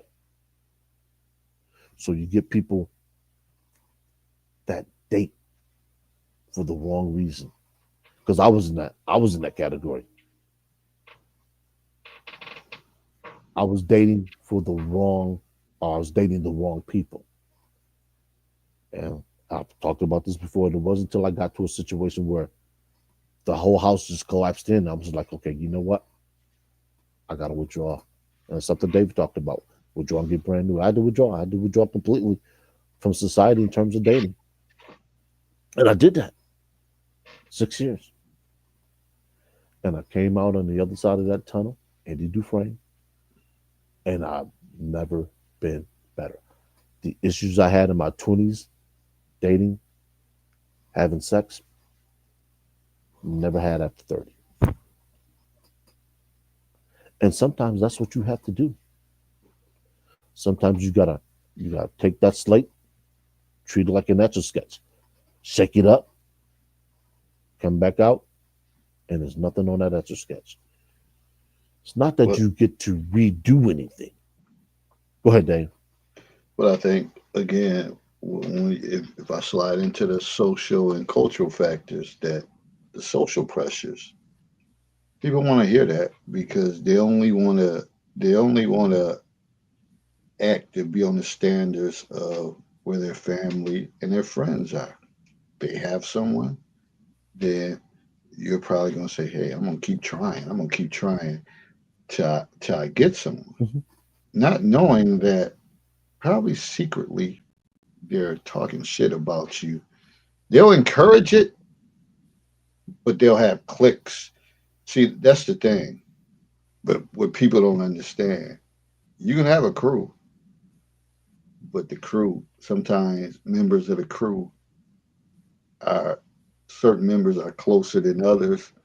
So people are always talking and saying little stuff. Uh, that damn, oh, that's who she decide. Oh, that's who she fucking with. Oh, damn, that's who he messing with. And Mhm. but the pressure gets so great that you feel like I can't keep showing up uh, by myself or everybody got their man or woman there. So you feel like you're obligated to bring someone. And But again, we talked about this earlier. There may not be no attraction. There may even be no emotional attraction. Like, shit, what are we going to talk about? Uh, what do we have in common? But because the pressure is so great, people feel like they got to have someone. Because if you don't have someone, then you're sad. Well, the thing is now you see a lot of people post stuff like, I'm okay being alone. I'm okay being single. I don't have to have anyone in there. They certain people have been delivering this message for years. So I Mhm. wholeheartedly believe that that's what they inquired in their mind, and that's okay. To feel like, yo, I, I got a good career, life is good. If I want to date somebody, I could date someone, and their confidence in that. But some people, when you go back to people having low self esteem, they are not those people. They constantly got to have someone. And probably because, and hopefully that ain't the case, but they probably seen people running out their house growing up. Mom did it. Shit, Wayne used to be over there. Melvin, they never married her. Tyrone, they always pulling up. Shit is the so this is the way it's handled. So that's what I think. And it, like it's so much. We only try to and I wish we had more participation from people, but you know, people are regimented on their own conversations. They again, and that's why I always say, and I don't care, and I haven't said it before, I didn't posted clips, whatever. This is why the church system don't work. That you go there and you listen to someone talk and talk and talk and talk, and you never get a chance to say any damn thing. You can't even have a group discussion about the uh, psalm or whatever, the message for the day, that you can go around and people talk about it and share personal experience. Just sit there, absorb it, take it in, take Mhm. it in, take it in. Then that bucket comes around and your ass leave. And you say, whew, that was a good word, the pastor said. Really? It's only good when you're able to get your stuff off too. Because I know that. I know I've been in class. I've been quiet. Always was quiet. But when I got my stuff off in class, I walked away better. I felt better. Like, damn, I felt good that I was able to participate, or I was able to add feedback. And I think that's what's wrong with a lot. So the social pressures, then you talk about cultural expectations, depending on your cultural background, you're expected to have somebody. You need to be married. You need to have someone. Uh, whether it's the person is chosen for you or whatever the case is, time is ticking. You need to get married. And in certain situations like that, I mean, you don't really have options of dating. It's kind of the person is chosen for you, but even certain Mhm. expectations. You don't even got to be, um, you know, when you think about other ethnic groups, you could just think about certain groups in America that marriage is predominant in the family. So you don't want to be the Yeah. one that's not married Yep. or whatever the case. So the pressure is on, time is on. You have parents that say, "I want a grandbaby. You need to give me some grandbabies before I die, or whatever." So you have women that's under pressure, and that's caused them to keep dating and dating and dating till they think they find the perfect one. So so much, so much to all of this. eh, People don't never really think about this. They just, go on and go on until to us the subject that like it hits major like viral, and then that's when they want to chime in and all that. We've been trying to develop these conversations at a lower root, for a long time for people to start thinking about. So I already talked about FOMO, so fear of missing out. So that's what I had for as far as social and cultural factors uh, in regards to dating. The cultural is real, especially when you look at East Indian families, Middle Eastern families. That lineage is vital. And I know we're dealing with, especially nowadays, we're dealing with a lot of um, culture and multi-ethnic relationships. People need to keep that in mind that if you happen to catch um, somebody of a different ethnicity,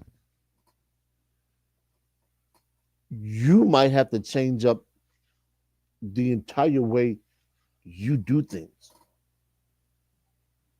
And that's back to the category that I was talking about. How flexible are you? Are you willing to negotiate those things? Because I've seen some couples that I thought would never ever mesh.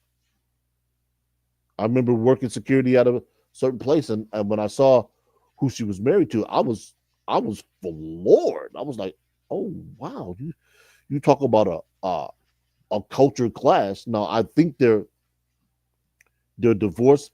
I don't know if they've ever had children, but it stands to reason. I will say this without mentioning the genders. It was a Caucasian individual and an East Indian individual. And when I saw it, I was like, oh wow, that's not something you see every day. Now I don't know, and I'm going to assume that they're no longer together because I check out the individual's profile and I don't see certain things listed. So it leads me to believe that the union dissolved. But that's real. It is very real, and we haven't even got to you know the religious context. When we talk about Muslims, Christians, non-denominational, um, how the kid's going to be raised. I mean, there's so many things that goes into this that some people just say, you know what?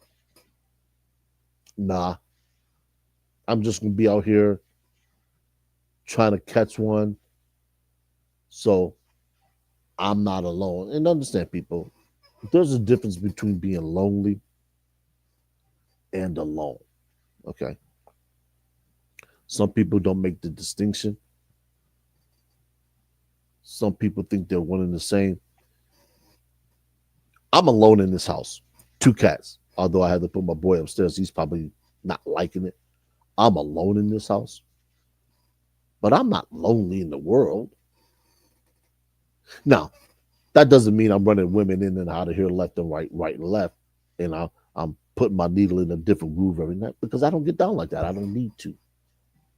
Now, if you'd have called me about 30 years ago, yeah, man, I may have been on that. I may have been playing that record a whole lot. I don't do that now. Uh, I, I've evolved to a different state. I no longer need to play all those records. I got a couple tracks that I might listen to every now and then, but I'm good. I don't need the excitement. I don't need the false pregnancy claims. I don't need the scare about STDs and STIs. I don't. However, I had to get there. Now, I'm gonna borrow a line from a hip hop song. The road was long and scary. Some people didn't make it. Some of my people didn't get to be this old. Hopefully, I keep um aging. My health stays what it is, or it improves. Hopefully, it doesn't get any worse. But we have to make it here. And like David said, you might need to stop the roulette wheel from spinning.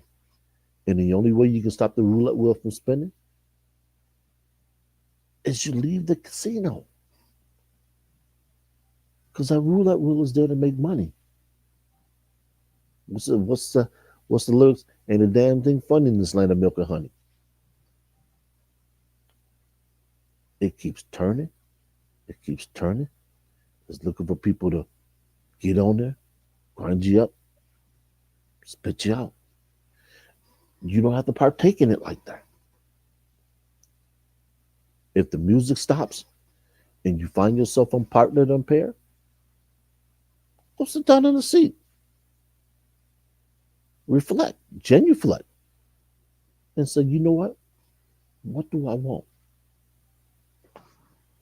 And that's when it starts. That's that's when your growth truly starts. What do you always say, David? Sometimes in order to get comfortable, you got to be uncomfortable. Definitely. Sometimes being by yourself is It, uncomfortable because you got to start listening to the voices in your head, and the voices in your head might be screaming, they might be whispering, but the only way you get to hear them is you got to silence the chatter around you. So you might need to take a social media break. And what I mean by that is you might not need to post every day. You might just need to read. You might need to sit down, take notes. Hey, you know what? You might start to want to write a book. Not necessarily to publish, but you just might want to start writing the book just to see where you started, where you going, and where you end up. Why? Because that's going to allow you to see how much you've grown. This is why some people keep diaries. They don't keep diaries because they really want people to know what it is that they've done. They want to keep diaries so they know what they've done. Because sometimes we forget the things we do. That's why I asked Dave about it. I said, did I mention game earlier? Now I'm gonna go back and listen to the broadcast. I'm gonna see what was said and understand what was trying to be communicated. That's the only way I grow. Well, certainly one of the ways I grow is by listening.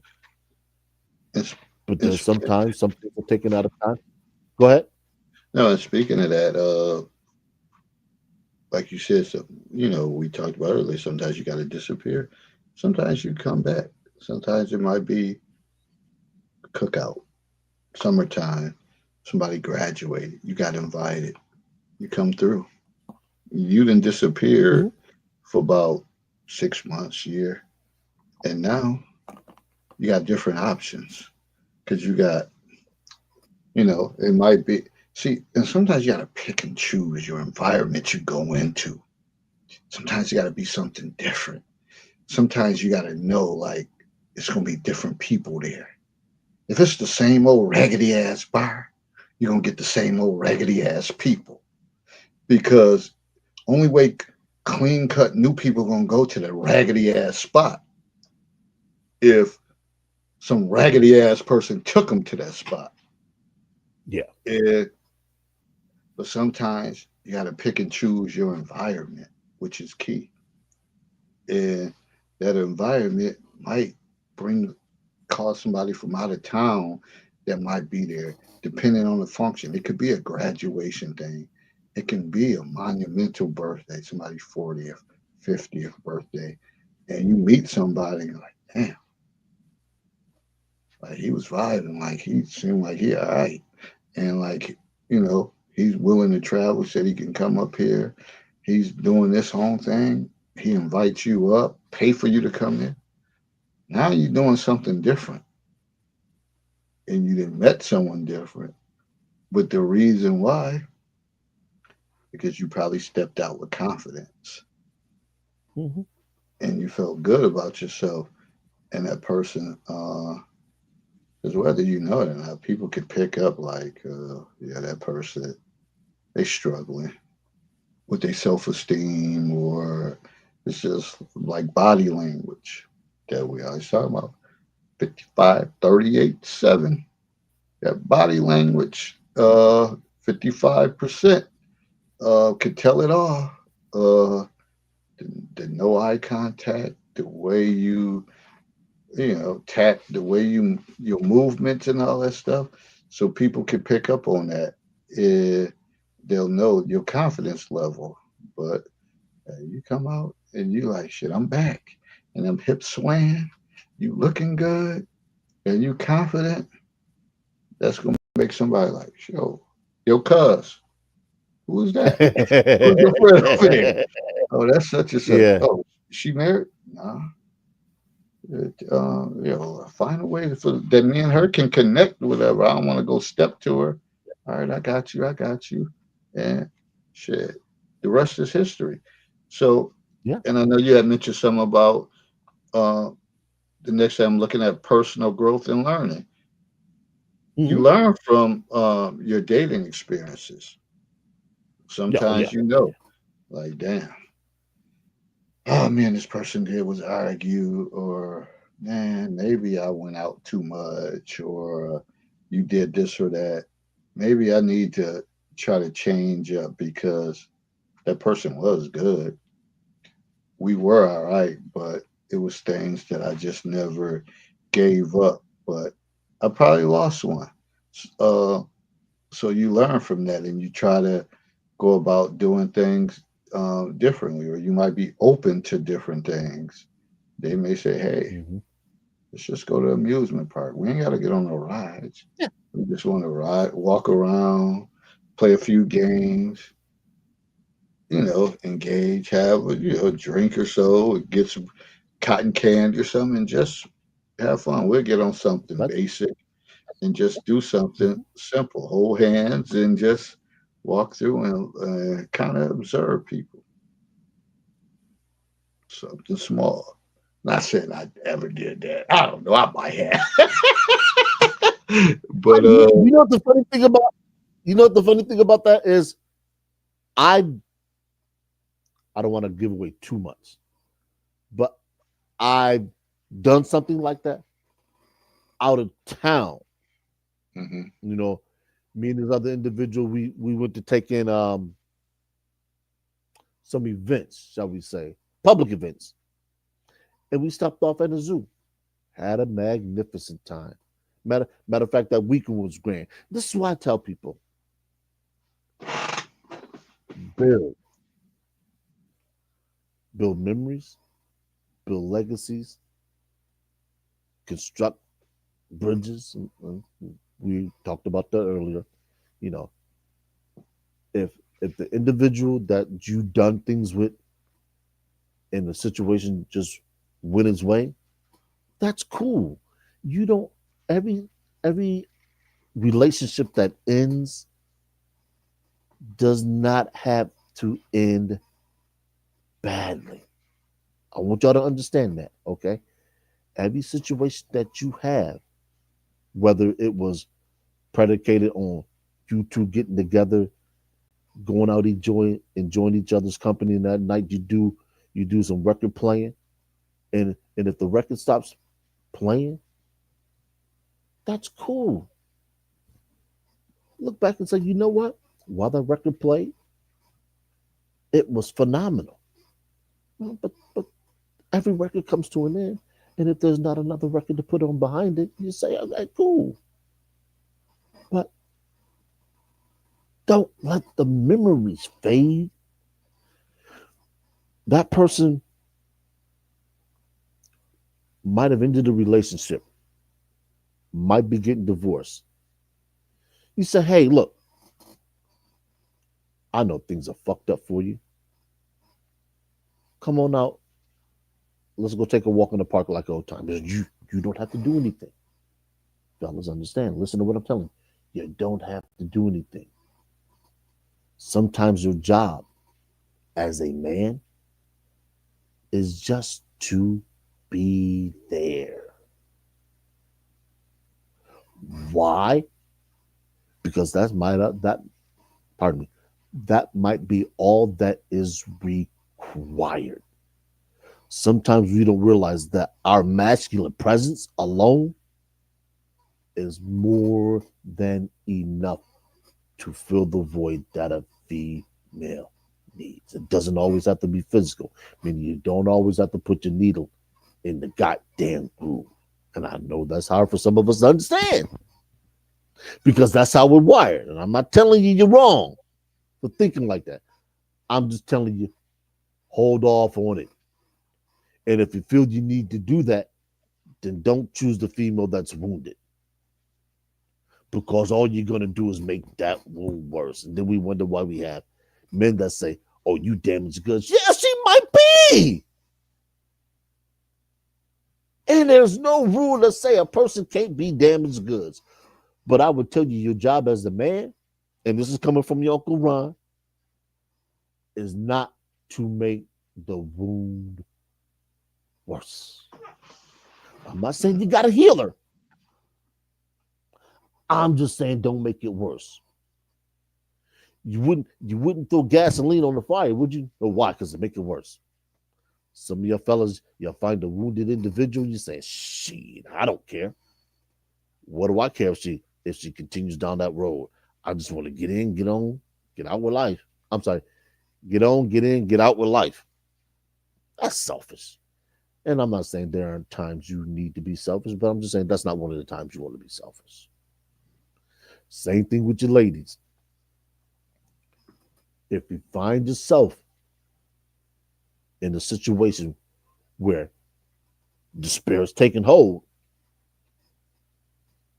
don't go out there and start playing roulette with your soul. Don't go out there and start playing roulette with your physical. I know it's hard. You've been in a relationship and this dude did you dirty.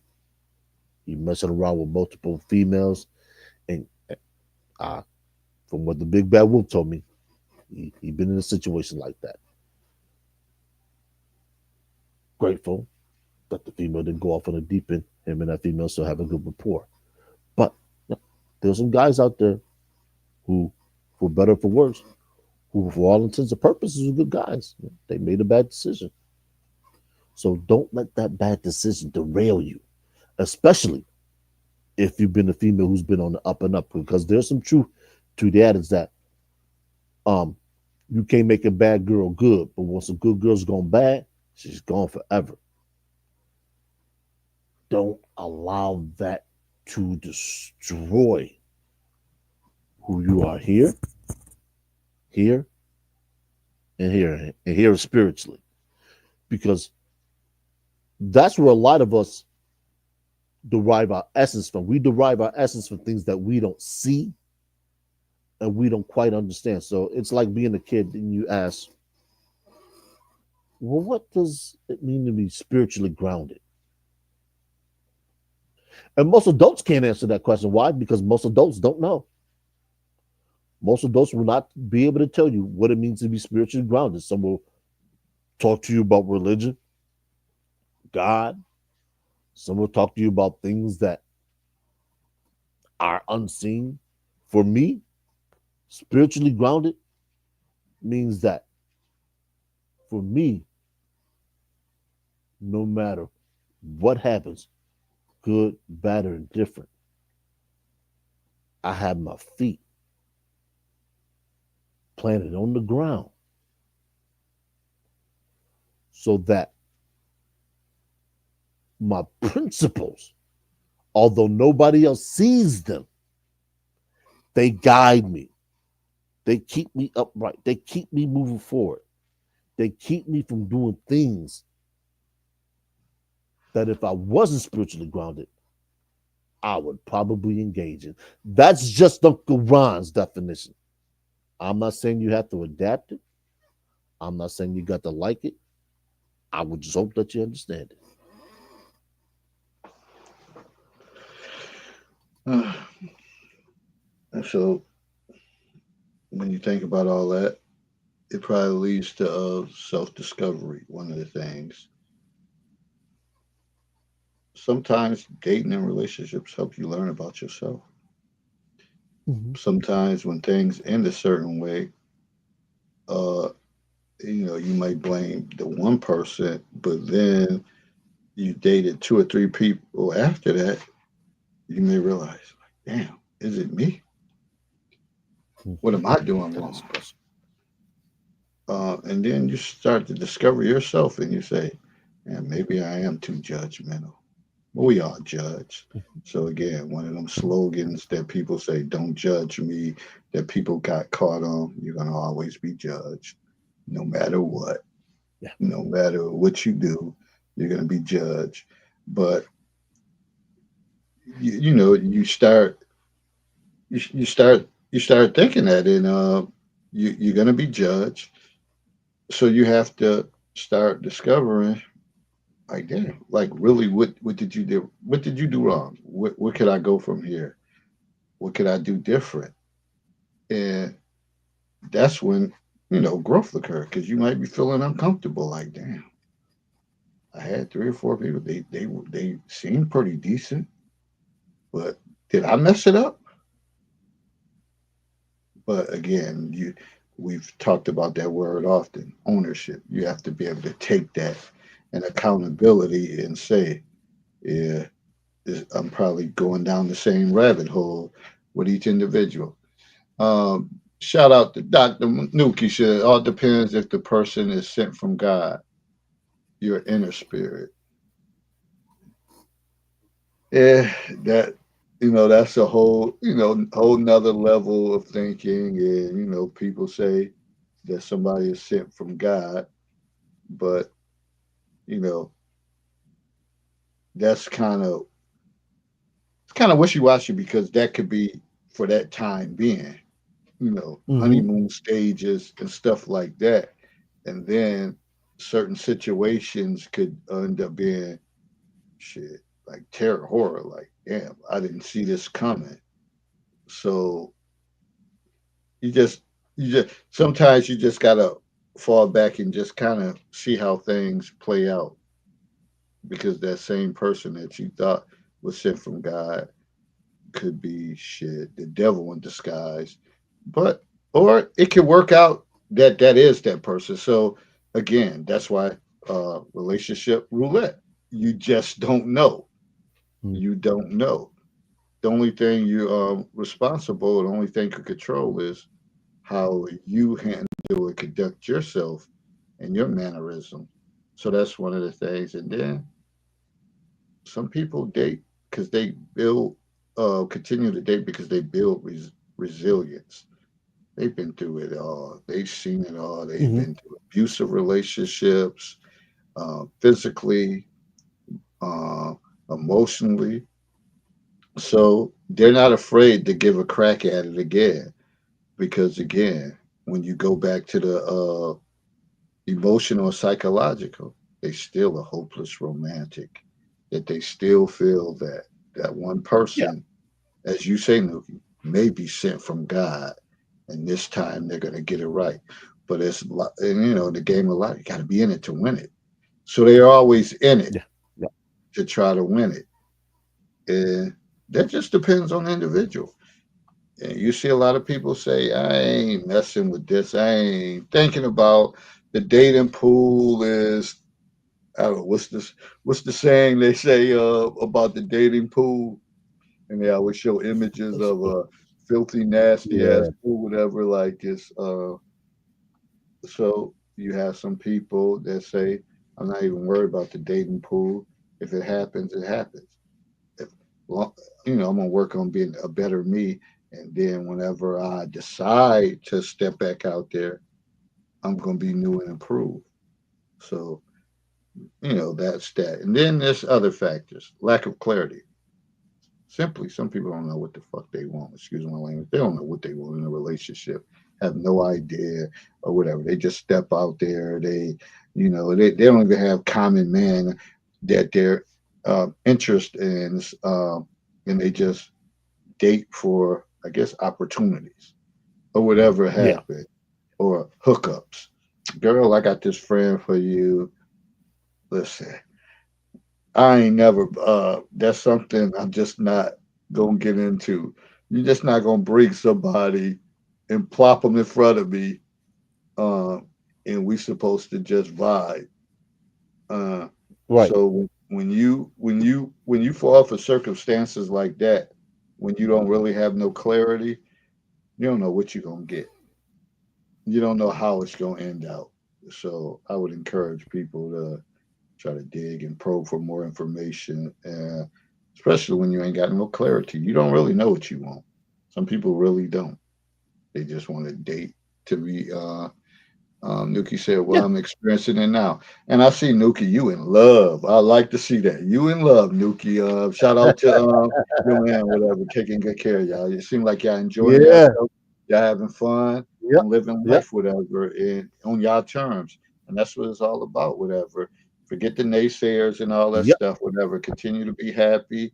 Continue to use your humor and be yourself, and you ain't changed a bit. You still crazy as hell and he enjoy it. So that's what it's all about. That's what it's all about at the end of the Yeah. day. You know, to follow what David has said, some people they are afraid to shine. And what I mean by that is this: when an individual does find somebody that allows them to glow, they kind of try and hide it. And I understand why. It's because you don't want anyone to sabotage what you have.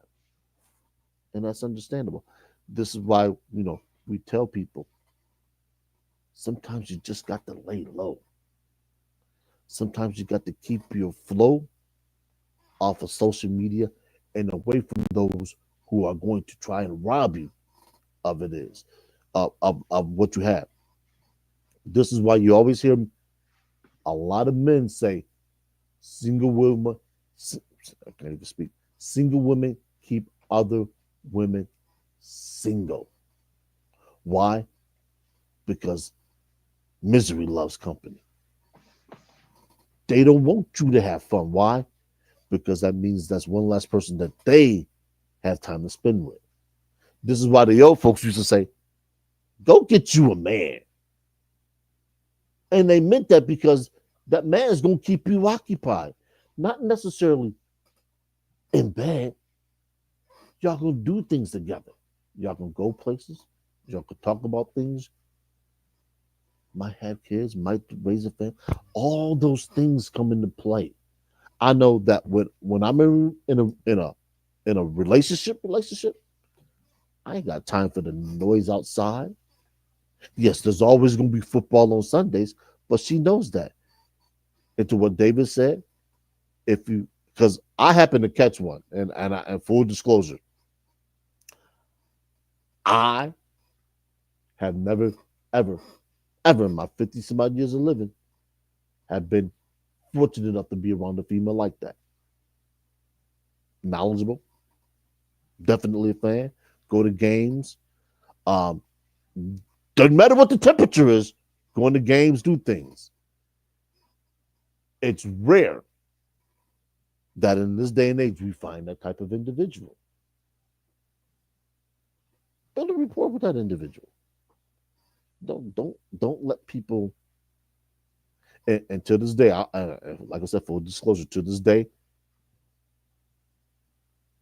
maybe one other individual knows about us as an item, and I'm okay with that. See, sometimes we want people to know that we got it all. We want to shout it from the rooftops. Shut your mouth and just enjoy the company. Enjoy the view. It reminds me now, and I'm a huge movie referencer for the people who are Denzel Washington, Gene Hackman fans. Rest in peace to Gene Hackman. There's a movie called Crimson Tide. If you've never seen the movie, I would advise you watch it. It's a great movie. Uh, Excellent cast to make to encapsulate the scene. Denzel, who plays Captain Hunter, just came on, or Commanding XO, Executive Officer Hunter. They're on a submarine. They're going out on a mission. He has the lookouts on the submarine. They're getting ready to descend. Captain Ramsey, played by Gene Hackman's out there smoking a cigar. Nobody says a word. Gene's out there smoking a cigar. He says, "Bravo, Hunter." He says, "Sir." He said, "You need to enjoy the moment." He said, I don't know what you mean, sir." He says, "Most eggheads will talk the moment away." He said, "You need to shut up and enjoy it." He said, "Bravo, Hunter. Your stock just went up with me." Fellas, sometimes you just got to enjoy the groove, the record, and the music, and just let it be that. There's no need to be a braggart. There's no need to be boastful. I've always talked about a man needing to protect a female's public reputation. That's one of those times. And you might say, well, why the hell do I care about her public reputation? And this is something that was brought up in the counselor's corner, and we'll get to this by and by. It's because of this. Eventually, you're going to get to a point in your life where the people whose reputation you've helped to wound is going to reflect badly upon you. Shout out to BGS. He talked about the tar baby syndrome. You can't help a soiled woman's. I'm sorry. I want to make sure I phrase this correctly. You can't help and be clean. You can't be clean if you help soil too many women's reputation. So what I mean is this. I talked about the song Sally Had a One Track Mind. If it's known that you were dealing with a bunch of Sallys, guess what the word around the campfire is going to be? That you are community dick. So no matter how good you look, how much money you make, whether you consider the alpha male or not, females are going to say, you know what? Mm-mm. Thank you, but no thank you. That's why you have a lot of fellas running around our age, never been married, no serious relationships, and then women are questioning him about his past. Because in his past, he was that man. He was running around, hitting them off, breaking them off. Word got around. They was talking. It was at the women's retreat. The campfire was kind of nice. The wine, the box wine, shout out to a former panel member, was going, and they was talking, and they was talking, and all of a sudden those NDAs you had, them shits got tossed into the fire, and they was dropping dime on you. So the next time you saw them in the office, you was getting the side eye. They was kind of avoiding you. That's why. That's why. I'm just here to tell you. That's why. Yeah.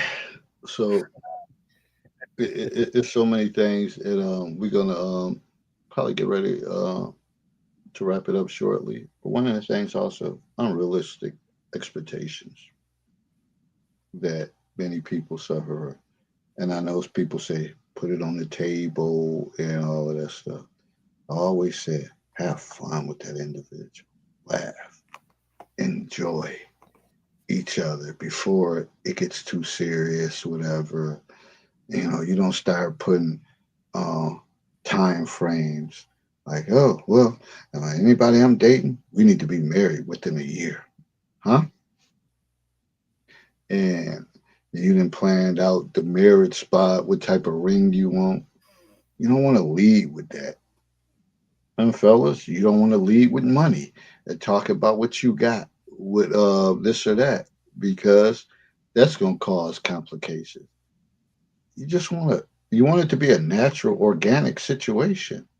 Granted, there may be some women they may struggle a little bit, and you may care for them, and you may say, "Hey, uh, I got you on this," or whatever, and you may, you know, provide. You don't want to do that just with anybody, but it could be someone that like you develop the close connection. Y'all laugh, y'all enjoy each other, y'all have a good time. The passion is there. That has to be there. But when people start putting time frames on stuff and unrealistic expectations, that's when disappointment sets in and resentment. Now you mad. Now you mad because you in your head thought by the 6 month time frame that it was going to be this, or you was going to do that, or you know, it could be a guy. Oh, I still haven't met her children yet, or whatever the case is. Don't worry about that shit. You gotta worry about enjoying each other first, because there's too many other variables to tackle. But the one thing, if y'all can build something solid together, then y'all can take on all the other variables. Because trust and believe, there's going to be other variables. There's going to be family members. There's going to be parents. There's going to be a whole bunch of shit that you have to deal with. And if you can't, if y'all never established that, but it has to be organic. Can't put it out there. Oh, by this time, that timeline, sometimes that timeline don't work for everybody. You just got to go with the flow and see how it is. If y'all enjoy each other, shit, that's one more day. If you went out 3 times and you enjoyed each time, more than likely you're gonna be guaranteed that fourth time. What Nuki said, people need to stop Mm-hmm. people from dictating who you should love. If it's healthy, people looks, material, and things with no character isn't nothing. Real communication is the key. Absolutely. It's true. That's true. But like I like I said before, everything is an extension when you date. You always want to get from that first date to the second date to the third to the fourth to the fifth, because if you can get to that far, you're enjoying each other. But unfortunately, you have to bring other people in it and all of that stuff. And really, sometimes that may be the difference. Prime example, you and that person, y'all be, when y'all together, y'all lovey dovey. The affection is there. Y'all enjoying each other. But suddenly, uh, get that cat off my platform. But suddenly, you get invited to your friend's house. They got a gathering. Now all of a sudden, you ain't, or he not giving you that affection. Y'all not, you know, lovey, touchy, and all that stuff. And some of y'all be like to showcase in front of y'all old ass friends with y'all old asses, and you really like that particular person, but you try to get brand new uh, because of the environment. So now this dude thinking like, damn, shit. When I go to her house, she make my plate, she do this and that. Like man, she catered to me. I asked her for a kiss or whatever. She there, but now all of a sudden she getting around her friends. She didn't left me sitting at a damn table by myself, and I don't know nobody, and she acting like she don't know me, Yeah. and they fucked up behind that shit. Uh, you gotta be consistent. You can't like because your friend they gonna have some chatter. Damn, did you see them? She was all over them. They stayed up in each other's face. Let me find out. Let you find out what? What? Yeah. If you fall for that, then shame on you. What Nuki said, real communication, Nikki.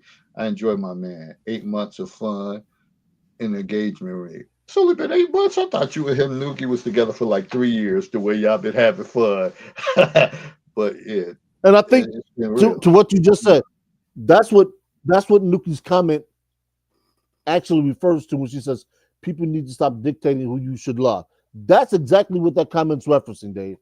What Mhm. you just said. And people do that. So don't treat the person this way. Then when you get around to certain people, you're like, well, I don't want them to know that I like him like that. So I'm gonna act funny. I'm gonna bring him to this environment that he never been before, and I'm gonna kind of leave him by himself 30 minutes at a time. And you may know that he's Mm-hmm. quiet, keeps to himself, and you do him like that. Because some Yeah. dudes might say, "Shit, you drove with me. I'm the fuck out of here," and get up and leave, and you'll never hear from them again. Yeah. So while you Yep. showcasing in front of your friends, but they don't do that to their man, Don't do a person like that. Remain consistent in what Yeah. you do. If you go bring his plate, if you know used to making his plate or doing whatever, then do so. And if you're around his family and he does it to you, then do so. But don't let no other friends like, oh, I don't want them to know that I like him. And your ass old as hell. You do that shit when you kids, not a grown ass woman. Cause that differentiate if you Yeah. grown or not. Because if you grown, you don't give a damn what somebody think. If they don't like it, then we ain't got to come around y'all. Because what we got going on is real. So you don't like it, kiss my ass in Macy's window on a Black Friday. That's all I got to say. Uh,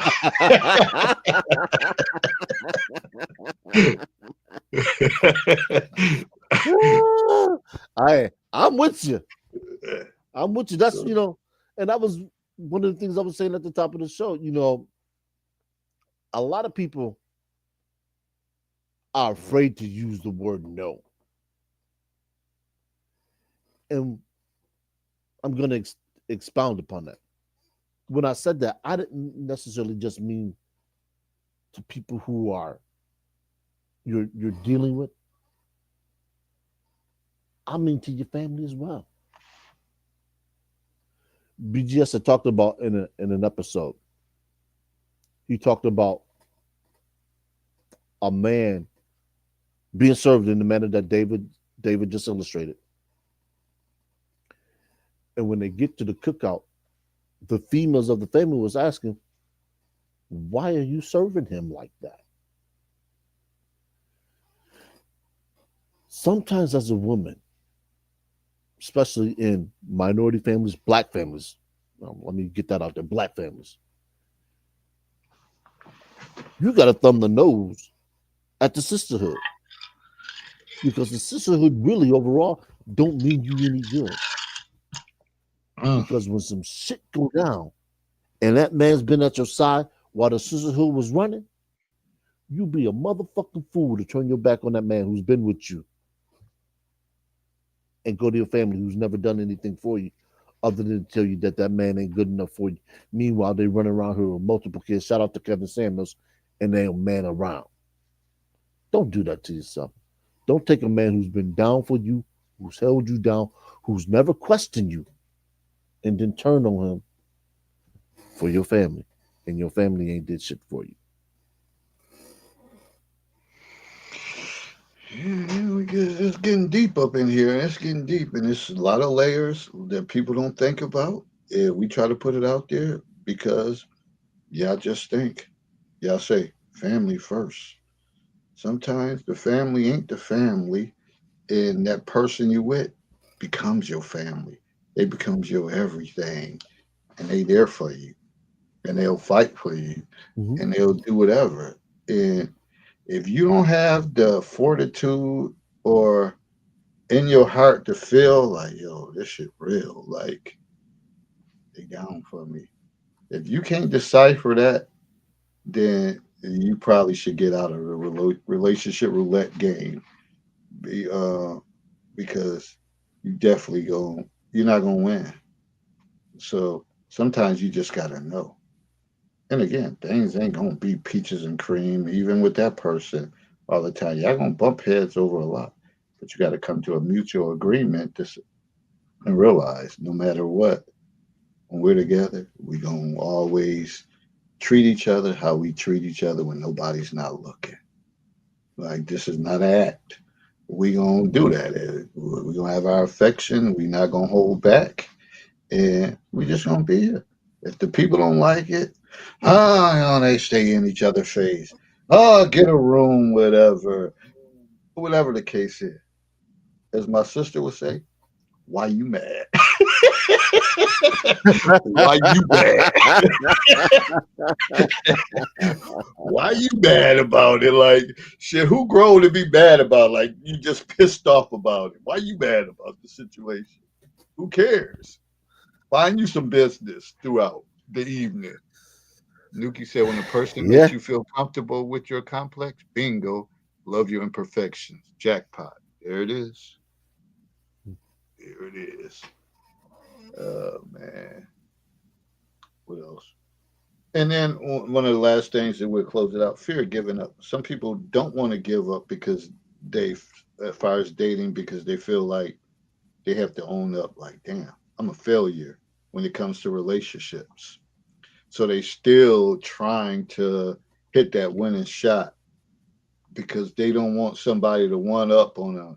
Like, girl, you didn't did.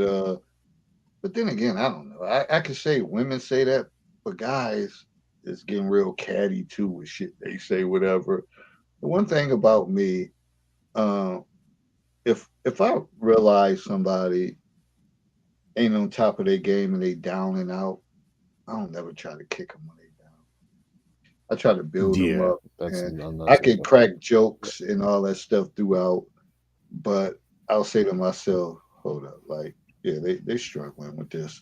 So they need a friend. They need an ally. They need somebody. They need a fist bump. They need a hug. And it's okay for guys to give a guy another guy a hug. I ain't talking about face to face like like fucking caressing and all that shit, whatever. But a good brother hug and embrace for a while, like yo, I got you, whatever. That's fine. When your hands start slipping and cuffing asses, that's something different. And I'm being facetious right now, but there is some people like to take advantage of that.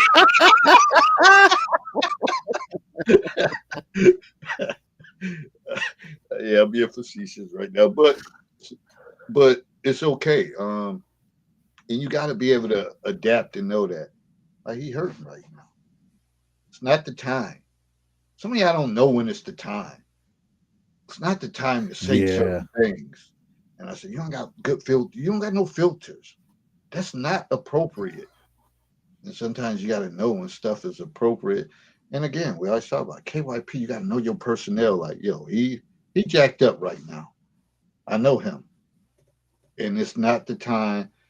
Sometimes you could you could implement humor, be, and it has to be appropriate that you can make that person laugh, and they like, man, this shit feel good. I needed that. But it got to be calculated, and it got to be right on time. Because sometimes humor can heal everything.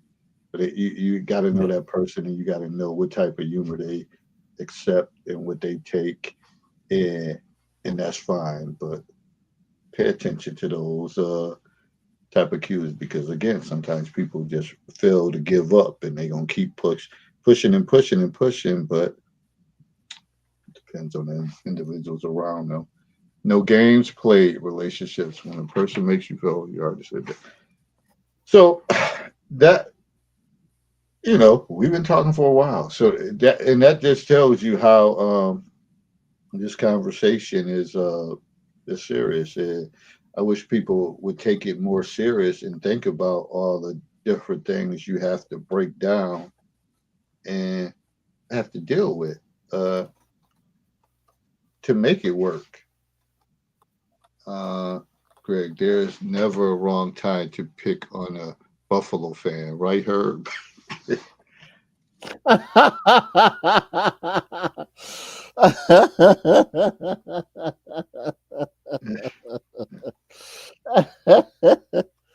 trying to get the link from the Diary of the CEO. Give me a moment. Yeah, the Sabres are taking it on the chin this year. Ain't they in last place? Ah, yeah, Nuke said facts. Laughter is good yeah, for the soul. Greg said, love you, buddy. Well, yeah, laughter is good for the soul. Sometimes a good laugh, that shit is so priceless when you can have a good laugh. I'm talking about the laugh that you bawled over, tears coming out your eyes, and all that. That's therapeutic. And sometimes you gotta have you gotta have a mate also that can give you that. Because if you were somebody that never make you laugh or crack up, the hell y'all in it for? I think that's a prerequisite that you got to have somebody that can make you laugh, that smile, crack up. If not, and you say, "Oh, they too serious," no, they barely laugh. No, that ain't the person for you for real. Unless you're just that same individual and y'all two stoic individuals and y'all sitting across each other in every conversation y'all had, like y'all look like mad balls and shit. And just there's no compassion, but you want somebody to make you laugh and y'all could be able to, take shots and have fun with each other. I just so people know, I dropped in the chat the link to the podcast that I was talking about. I think it's roughly 2 hours 38 minutes. It's well, I personally believe it's well worth the listen. Um because they get into the attachment style theory relatively early on. But then there's also some information in it for people who have kids and adults and how to relate to those kids. And certainly if you have grandkids, it's certainly going to be more than beneficial because, and far be it for me to say, of course, I don't have kids. Those of you who know me know me. As a grandparent now, your advice, your input in the information you have might be more vital. We talked about this earlier. They can't put a price on that. Might be more vital to your child because of the ever changing things that are going on in this country. So, in order to produce fully functional, grounded adults, they're going to need more tools, more assets, and more assistance than their parent can give them. And that's where you can step in to bridge the gap. That's why it's, for me, I believe that's why it's always important to keep learning about these things. This is why we always bring these things to this platform, is because, like David said, and Anita's talked about vociferously on prior podcasts, attachment styles mean something. All of these psychological terms that we talk about mean something. So don't dismiss them out of hand. Investigate them. Read upon them. Nobody's saying you have to be experts about them, but just read upon them. Keep them next to you in your toolkit. So when you have a child that starts to act up, you can say, okay, I know this child has some issues, but what do the issues stem from? And that's when you become an advocate for children. That's when you become an adult who not only can say they care, you can go out and say, hey, wait a minute. Why they're treating this one like this and this one like this and this one like that? They all have a common problem. That's why they're here. And it's our jobs as adults. Let me not say, well, it would be jobs. It's our job as adults to make sure we ease their transition so they can get from here to the next point and to the next point and to the next point. It's almost like a game where there's save points. So they don't have to start all over from day one when they've been in somewhere for 4 months. Oh, you pick back up at the 4 month. And then you can come back, and I'm sure David can tell you this with some of the students. You say, hey, you know what? When you got here, you were a mess. Now look at you. You ready to go to the senior high? You done made that transition from young adulthood into a young youth, young adolescent into a high school student. That's progress. That's transformation. And it's those little steps that that kid can look back on. And I always talk about foundation. They can say, you know what? I can do this. And that's why people don't get off the wheel. They keep playing the roulette game because hope springs eternal. They say, you know what? I've been here before. I got knocked down. I looked defeat in the eye and I stood up. I said, I ain't done yet. You ain't knocked me out. This is a prize fight, and we going to full 15. Yeah, and that sums it up. Why people don't give up, even though you hear the naysayer say, "Oh, she need to sit her ass down," or he need to sit his ass down. They gonna keep fighting. They gonna keep fighting. As long as you know the reason why they fighting. If you know the reasons, then you'll understand more fully, and you may back off and just let them take their course and be supportive. Of course, if and I think Herb mentioned earlier, if it's something about harm or abuse and all that stuff, then you may need to step up your game as far as that. If you know they're in a bad situation like that, then you need to do something different because sometimes those situations could end up very, fatal. But for the most part, you got to kind of understand it. Uh, and you would hope that eventually you would want someone to take time for themselves, whatever. But sometimes you just got to sit back and not have any comments and just let them do what they got to do. And if they ask you for feedback, you give it. But all Mm-hmm. too often, people always got something to say when people just looking for you just to simply listen. There's no need to have a conversation with people. No need to talk to somebody if they never listen. That's not communication at all. You want people to listen and give feedback when it's warranted. But we all working it. We're all working at this, trying to get better, self improvement. And that's what it's all about. Nobody's experts at any of this, whatever. It's just day to day conversations that you go through in situations. So that's my closing comments. We are a Mm-hmm. piece of work, and we're all working to try to improve.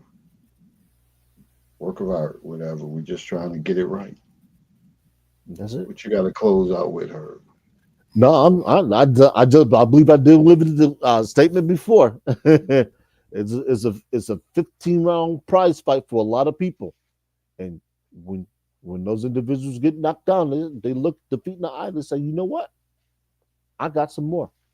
I'm not done yet.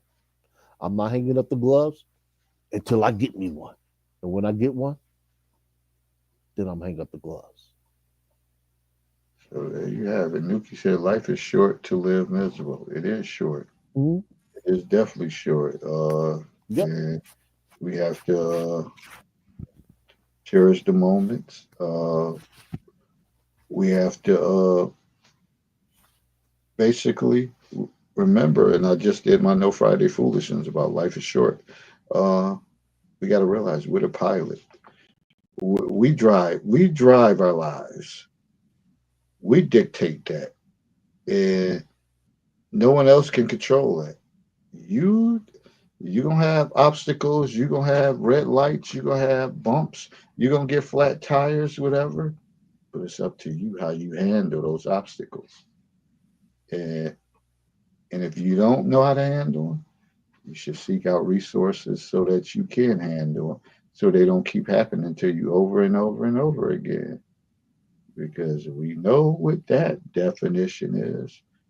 When you keep doing the same thing and you keep getting the same results, the definition of insanity. Your ass is officially crazy.